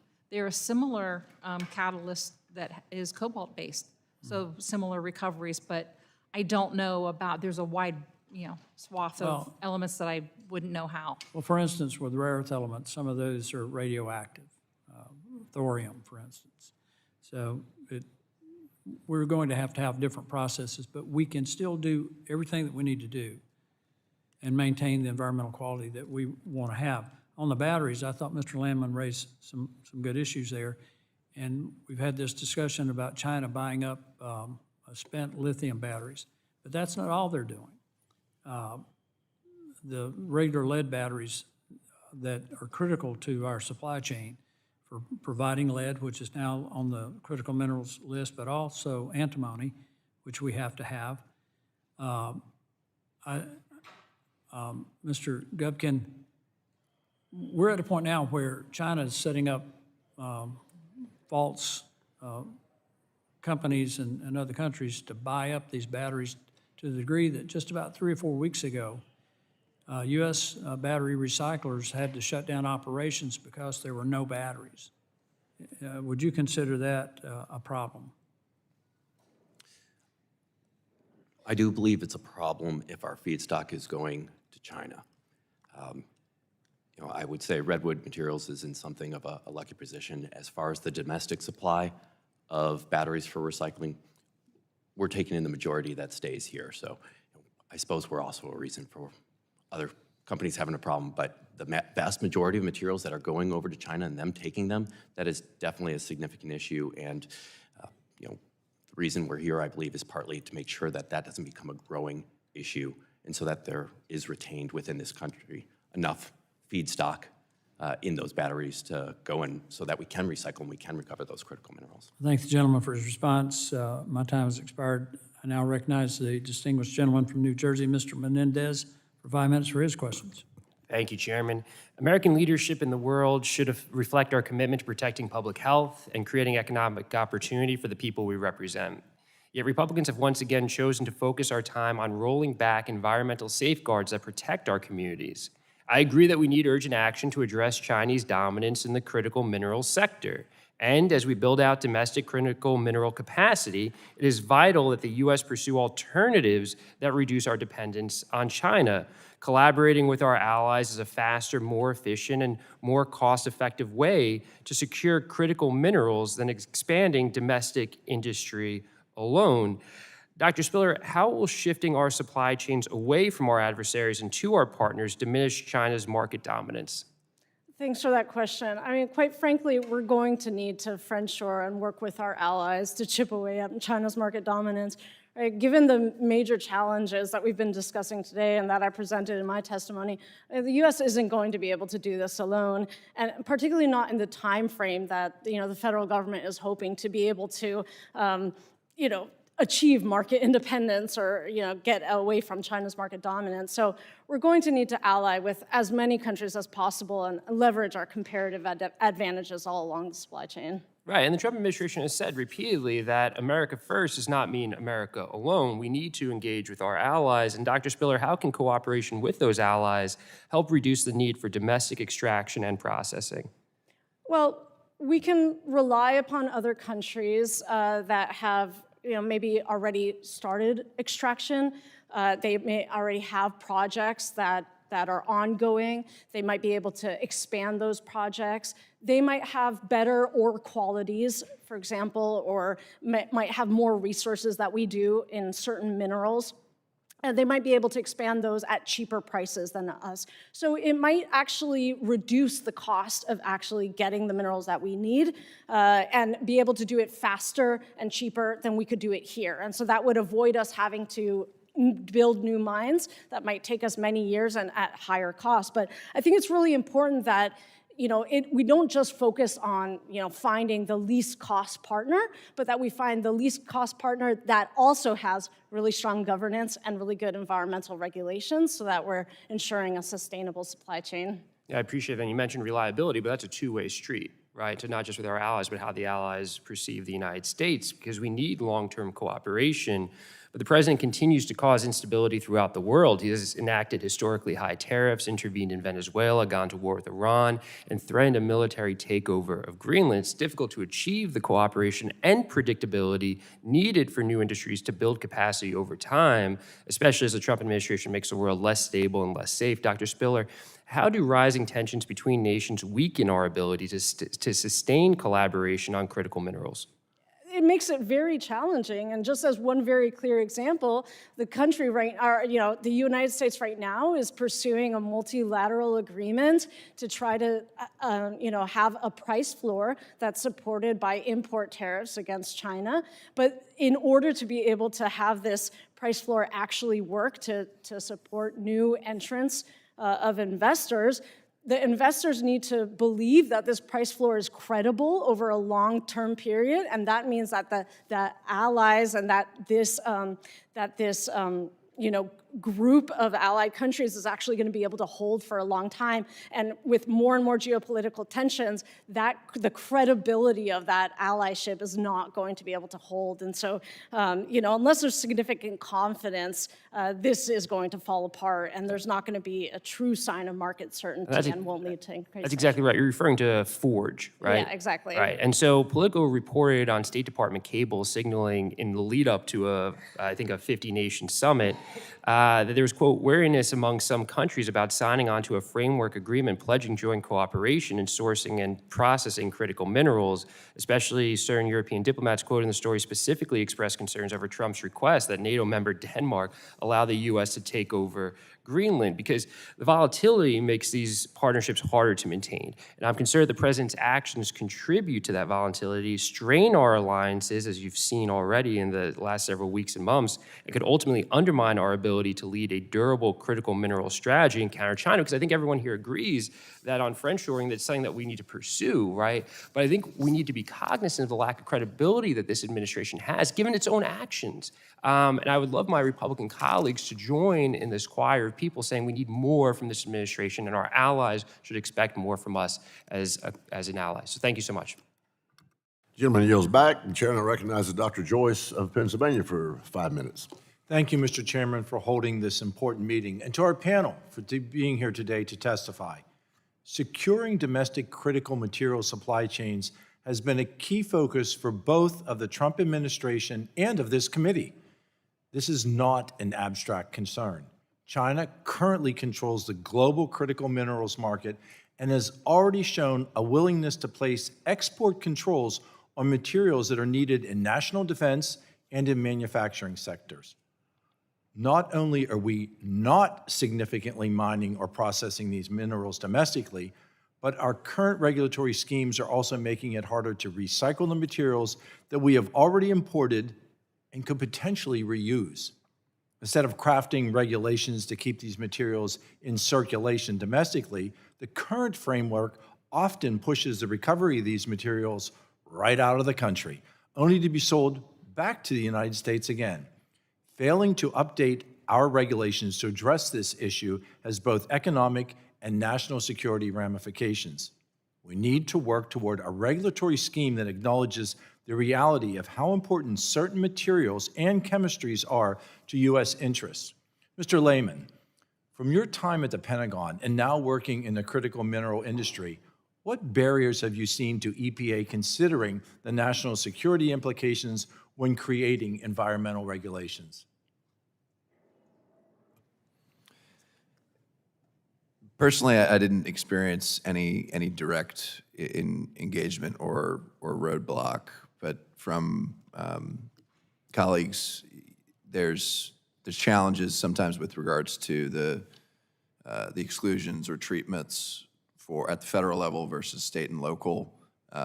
But for the EPA, I think there's a need to continue to look at legislative reforms, but also faster priority regulatory tracks that these projects can take, so that there's clarity around the requirements and the timelines to provide certainty for timeline to execution. And I know there's been sponsorship coordination for specific projects already with regards to that, and applying Fast 41 to those. That makes a lot of sense to me, but all for any other additional reforms or regulatory changes at the EPA that would facilitate market speed for going through the permitting and regulatory process. Mr. Gubkin, earlier you talked about the life cycle of batteries and how the batteries and the parts that we need, the critical materials that we need, are imported, and we utilize those, and then they leave our country only to be imported again. Can you discuss how the reuse and recycling goals of the Resource Reuse and Recovery Act of 1996 are hindered by EPA's continued presumption of batteries as hazardous waste, putting the burden on recyclers like you to prove otherwise? Yeah, so as I mentioned, when you go and have a presumption of waste, then you wind up having to go through two different avenues, right? The one avenue being this RCRA AB permitting process, which is timely and burdensome, and it's very problematic for a startup and for an innovator. The other option that you wind up having is that you have storage in different areas between the processing and where you hold it.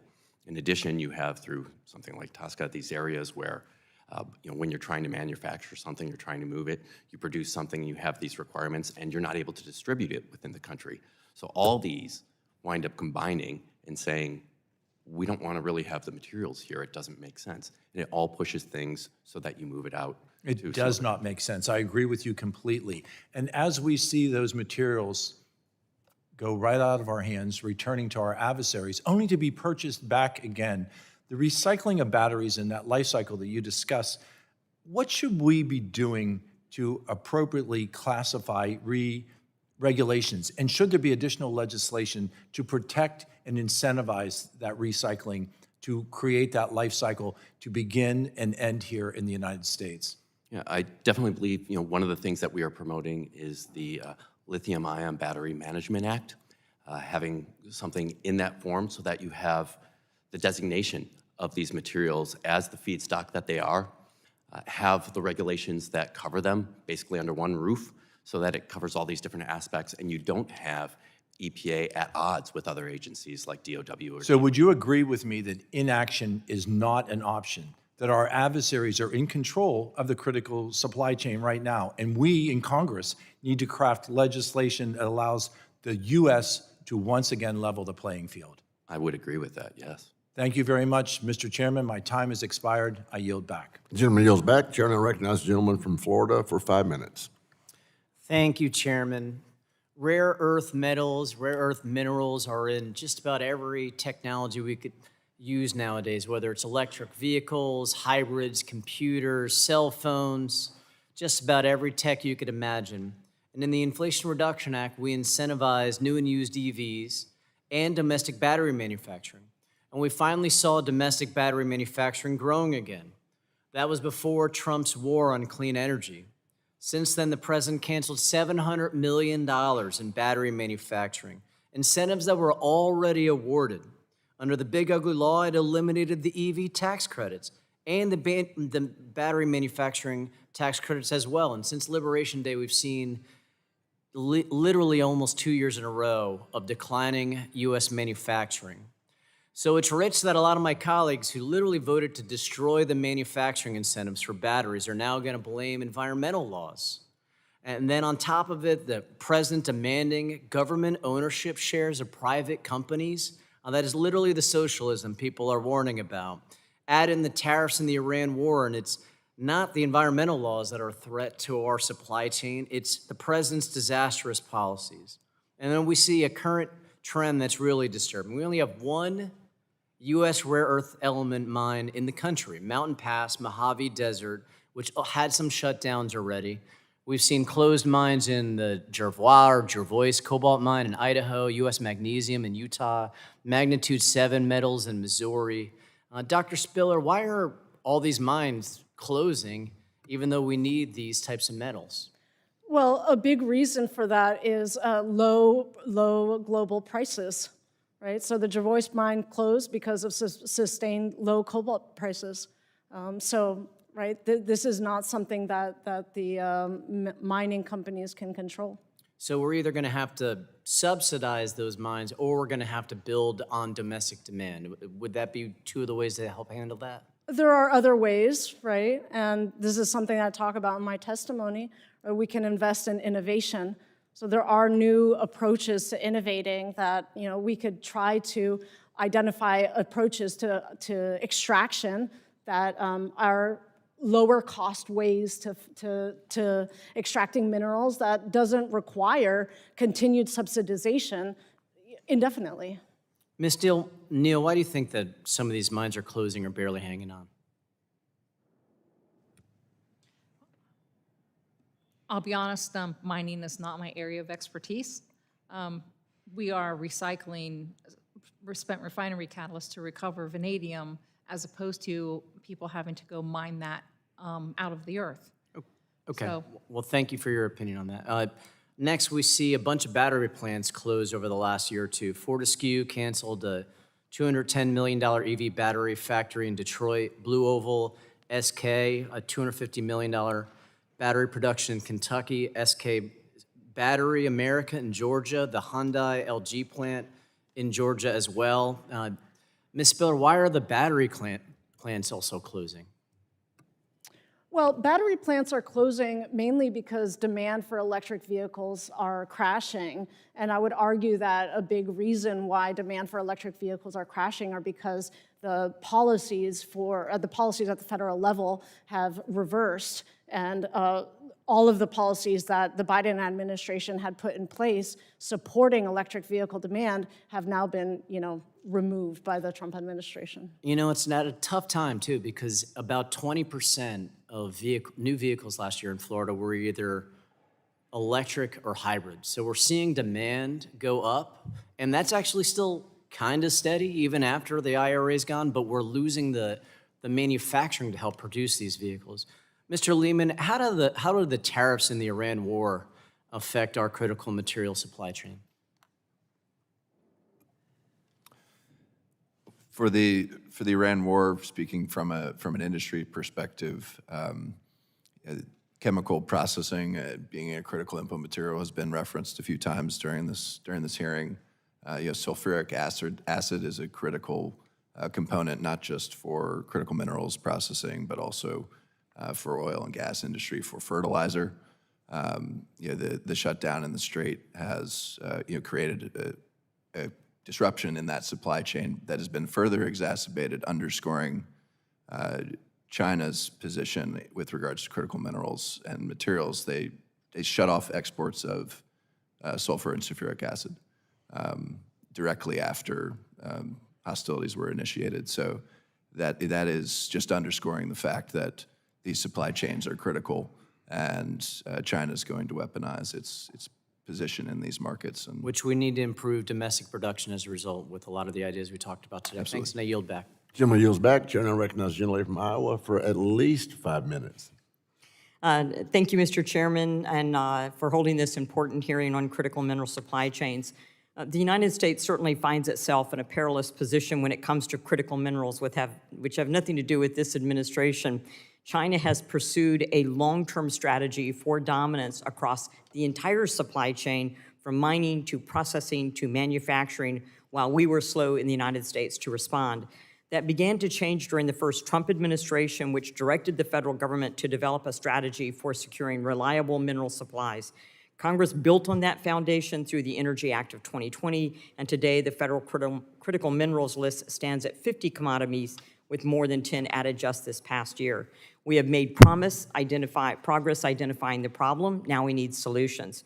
One area where I focus my efforts is building a stronger secondary market. My bill, the Recycling Infrastructure and Accessibility Act, establishes an EPA pilot program to expand collection and recycling capabilities, including in rural communities. And in one of my first terms in Congress, I was able to navigate a bill through that required the DOD or now Department of War, to send its hard drives scrubbed and cleaned to the Ames National Laboratory in Ames, Iowa, to have the critical minerals, elements, and magnets removed in a safe process, and that is now ongoing. So the goal is simple: collect more, recycle more, feed those materials back into domestic refining and processing rather than sending them overseas. These industrial processes are deeply interconnected. The byproduct of one process is often a critical input for another, which means if we lose the ability to manufacture at any point in that chain, the ripple effects cascade through the entire economy. And that's not theoretical. The Biden administration learned it the hard way, prioritizing regulations that burdened or shut down American refiners without accounting for what we lose downstream. Ms. Spiller, just on the comment you made earlier, are you saying that without government subsidies, since we were talking about government subsidies, without government subsidies, the demand for electric vehicles decreased? Yes. Thank you. We have done our own modeling that shows. Thank you. I just wanted that question answered. I appreciate it. Ms. Neal, I come from an ag state, and since the beginning of the Iranian conflict, the price of sulfuric acid has increased by 30%, and I think this was mentioned just a moment ago, directly increasing the price of fertilizer during key planting season. Most people don't connect those two things. Phosphate fertilizers depend on sulfuric acid, which is a byproduct from refining oil. So if less oil is refined, we have less sulfur, which means we have less sulfuric acid. And even though sulfur is not on the critical minerals list, we see that there is a reduction in sulfuric acid. So from your position inside the refinery supply chain, how severe do you expect the sulfur shortage to get, and how long could it last? Thank you for the question. I really appreciate it. I've not focused on sulfur supply, but we are receiving catalysts from the oil refining, and the oils that are being processed that recover the vanadium also tend to recover sulfur. So I have not seen a significant decline in that arena. In contrast to our farmers. Mr. Layman, how have federal critical mineral list influenced decisions about locating, processing, or recycling capacity domestically versus abroad, and are current policy incentives sufficient to shift that calculus meaningfully? It's informed by requirements, detailed analysis around where we have the most strategic shortfalls, and then taking a look at what is available today. It's never an isolated, domestic-only approach. Partners and allies absolutely need to be a part of the solution. But if you're talking about the rare earths value chain and obviously very healthy magnet-making industry in Japan, but geographically that presents concern in scenarios where there's conflict. So that's why I get back to the point around the issue is not solved until the full value chain is solved, and it's not just raw material to finished good, it's the capital equipment and the things that we need to source to have the full system operate. Thank you. Mr. Gubkin, federal policy often frames domestic supply security in terms of new extraction. If you would answer this in written form, but I want to state it, how well do current critical mineral programs recognize recycled feedstock as a legitimate and scalable component of that supply base? And then battery cyclers operating in the United States face a regulatory framework under RCRA that's largely originated, and how would we classify that? If you could answer that for us for the record in writing, I would appreciate that, and my time's expired. I yield back. Gentlelady yields back. The chair now recognizes the gentlelady from North Dakota for at least 5 minutes. Thank you, Mr. Chairman. Appreciate it. Thank you all for sharing your expertise with us today. This is an interesting hearing and a subject that we're spending a lot of time on over and over on critical minerals and critical materials. Mr. Gubkin, am I saying that correctly? You are Gubkin, Okay, yes. thank you. I was interested in your testimony when you said by 2030, enough end-of-life EV battery packs will exist in North America to supply roughly half of the projected energy storage market. And then you list out the two barriers to that being some EPA regulations, the Resource Conservation Recovery Act and TSCA. Can you just provide some more color on that? What do we need to be doing to prevent, to enable that recycling? Basically, we need to promote the idea that these materials are not waste and that they have a purpose, second life purpose in energy storage, and that is put as a priority for EV packs over recycling, certainly over shipping them outside the country. We get that priority straight by going in and classifying them as not being waste, but as the critical feedstocks that they are. Then it makes the market there so that they're recognized by those who produce them to supply them for second life, for repurposing, for energy storage. And then there's still the recycling market once they no longer have that second life to go and recycle them and keep the materials there to keep the life cycle going. So it's a classification issue at the EPA? I think that's a large part for where it starts in terms of energy storage. Yes, if you start out with a classification, EPA's 2023 memo on lithium-ion batteries said they recommend that companies classify these materials as universal waste, a subset of hazardous waste. Right when you start there, it starts the whole ball rolling in the wrong direction. So treating these as what they are changes what the regs are for them. It treats changes the mindset for them. It changes what those who are manufacturing and producing these materials, what they're going to do with them when they no longer need them in the vehicle, and put them on the right path so that they can be used for second life energy storage and then eventually for recycling in this country. The mindset change is something I want to explore a little bit more. This morning, we had a hearing, different subcommittee, with the Nuclear Energy Regulatory Commission. All 5 commissioners were here. They talked about that agency changing from being a regulatory mindset to having an enabling mindset, and that it has been a sea change in the agency by all the employees. I'd like each of you to just briefly, I have 2 minutes, so you each get about 30 seconds, talk about if you were to advise EPA to become an enabling agency, what would that mean? What would that look like? Where should they start? And we'll just go down the line. Prioritization for what's important with a regulatory pathway that's got clearly defined timelines, responsibilities, and I agree that culture change is really important, and streamlining on permitting, NEPA reviews, that's another one. Yeah, excellent. Dr. Spiller? I think, you know, cross-agency collaboration is probably going to be really important, making sure that there isn't, you know, really focusing in on some of the issues that Redwood was talking about, you know, that there isn't cross-agency issues that contradict each other, basically. Excellent. Ms. Neal?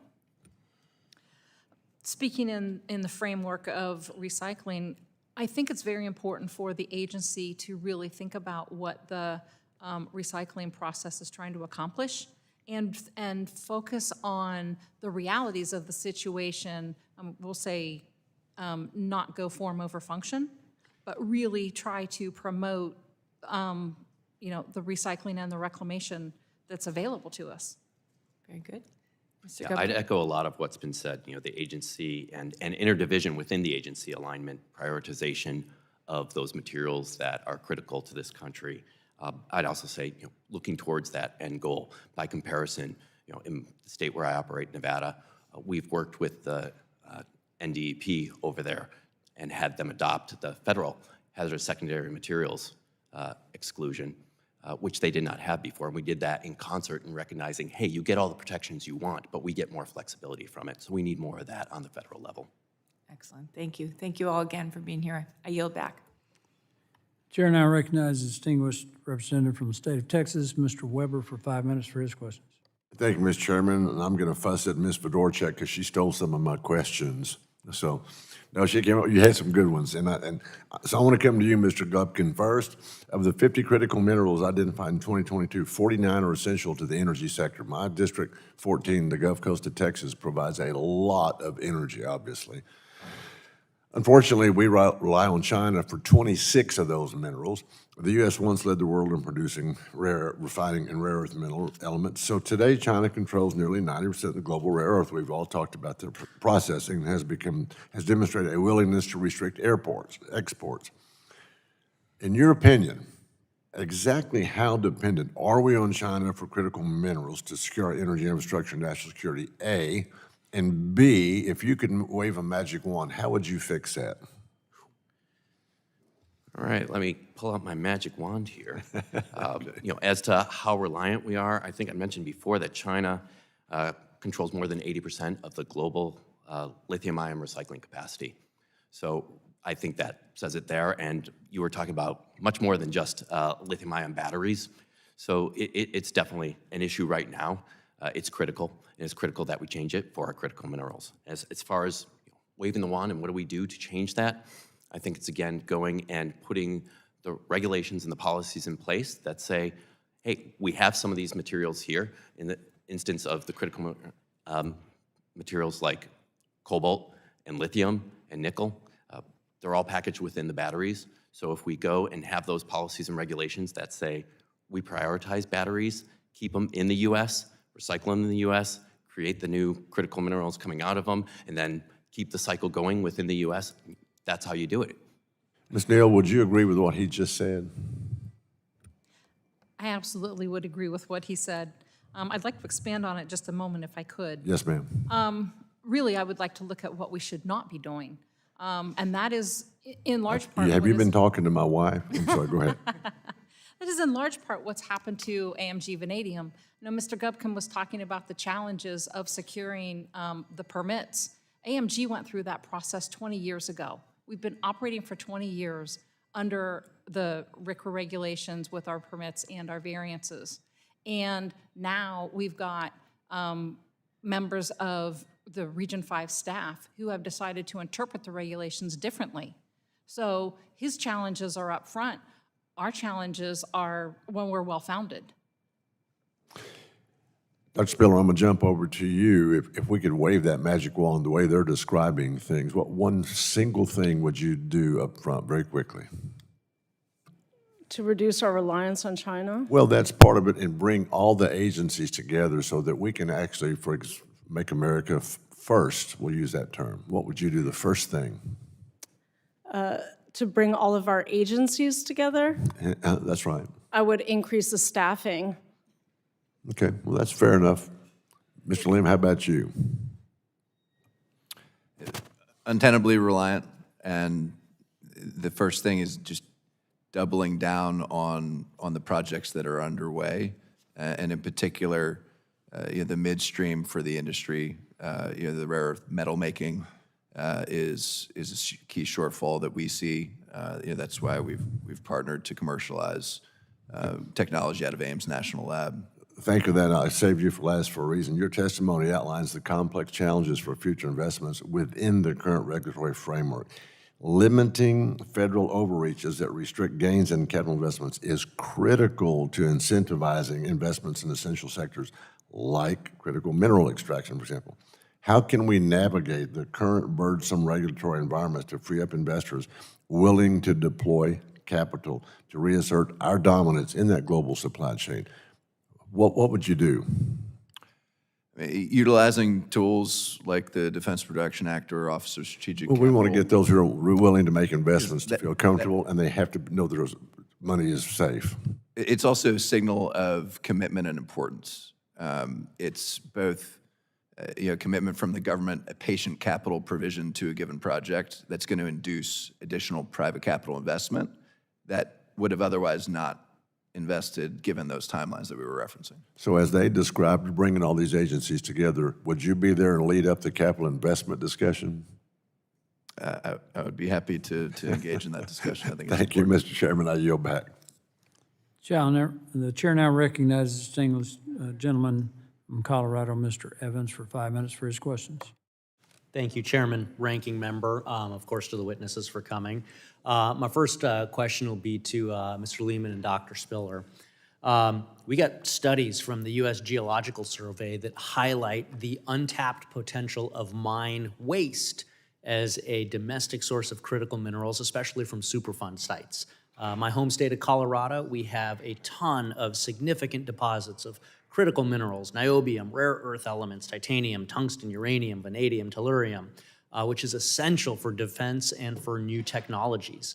A recent study by researchers at the Colorado School of Mines found that more efficient processing of existing waste streams from U.S. mines could supply much of the critical minerals that the United States currently imports.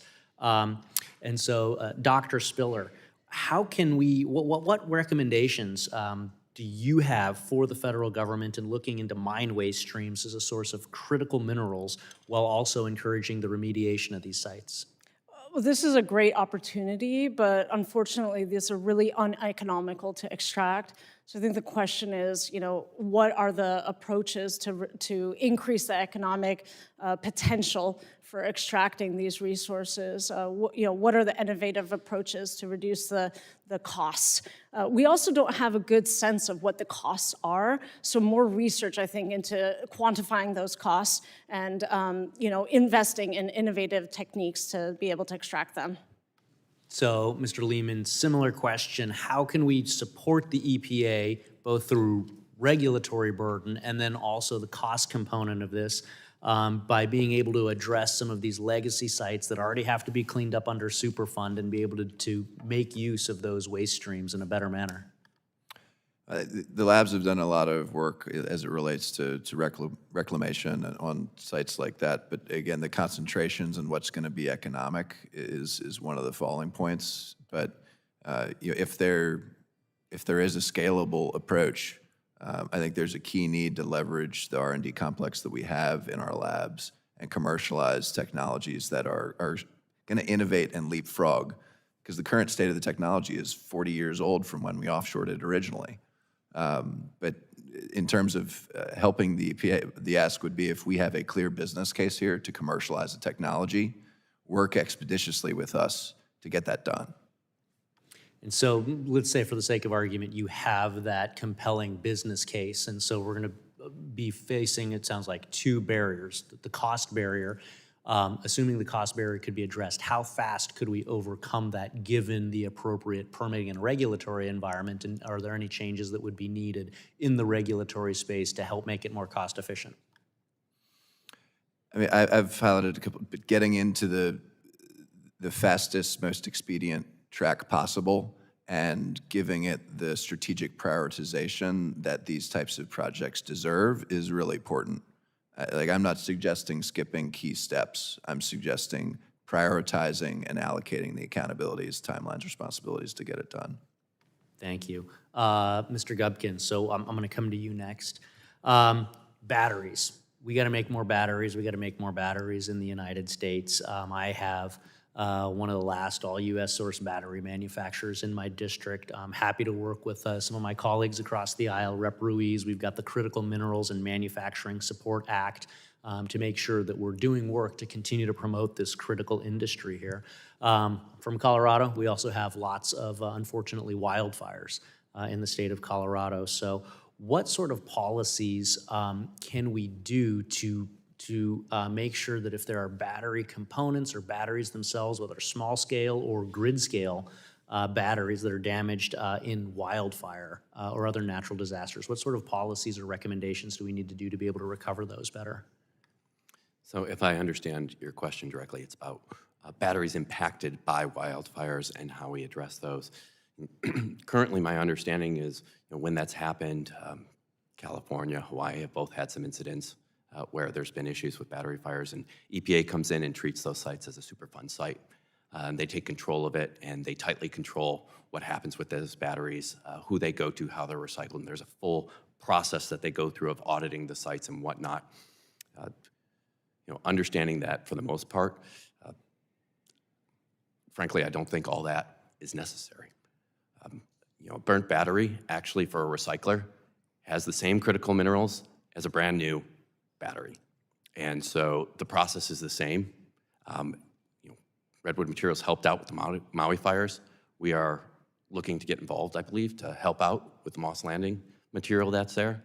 And so just by, again, cutting through some of the red tape and letting these materials go to those facilities that are able to take them, then we can go and quickly ramp up the amount of feedstock that those facilities need to go and recover those critical minerals.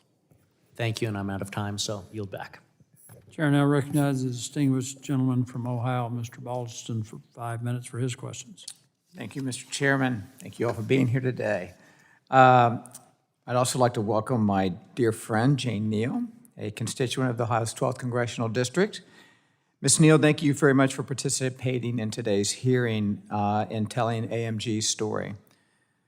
We've had many discussions over the years about how Congress can help expand domestic manufacturing and processing of critical minerals and materials. Can you discuss some of the ongoing regulatory hurdles AMG is facing and how my bill, H.R. 7523, will help provide long-term certainty for the domestic production of these critical minerals? Congressman Baldwin, thank you for the opportunity to talk about this, and thank you for your support in the bill that you have taken to the House. As I said a few minutes ago, AMG Vanadium has been processing spent catalyst and reclaiming the vanadium and nickel and molybdenum from it for over 20 years. We've been doing this under a RCRA variance, and it has been determined through that entire time as a legal process. Recently, members of Region 5 staff have started interpreting the regulation differently and have now determined that, or decided that our process is not legitimate recycling, but rather it is something more akin to trash disposition. They've made this change without any change in the regulation and without any change in our process. So what we have requested and your bill is going to deliver is some certainty for us. It is clarifying the existing regulations. It's not deregulating, it's not weakening the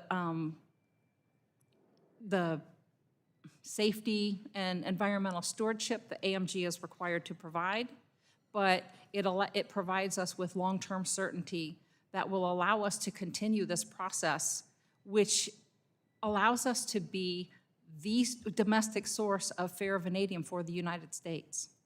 So we talk about, the challenges of China. China manufactures over 60% of the global vanadium production. And without AMG, everything else gets imported. So you're helping us protect against that risk. Thank you. The Resource, Ms. Neal, the Resource Conservation and Recovery Act was passed to promote resource recovery while protecting human health and the environment. How does AMG's process fit into these purposes? So spent refinery catalyst was listed as a hazardous waste because it does present significant risk to human health and the environment when it's landfilled. But when it comes to AMG for reclamation, recycling, it is not landfilled, and so we're able to alleviate those risks. Additionally, our process has been designed, our facilities have been designed to be mindful and protective of the environment. So we spent $300 million on our facility in Zanesville, and of that, over $100 million was for emission controls. So, we're very, quite frankly, proud of that. We like being stewards of the environment. On the other side of this, as far as resource recovery is concerned, as I said, we're recovering vanadium, providing about 40% of the domestic market.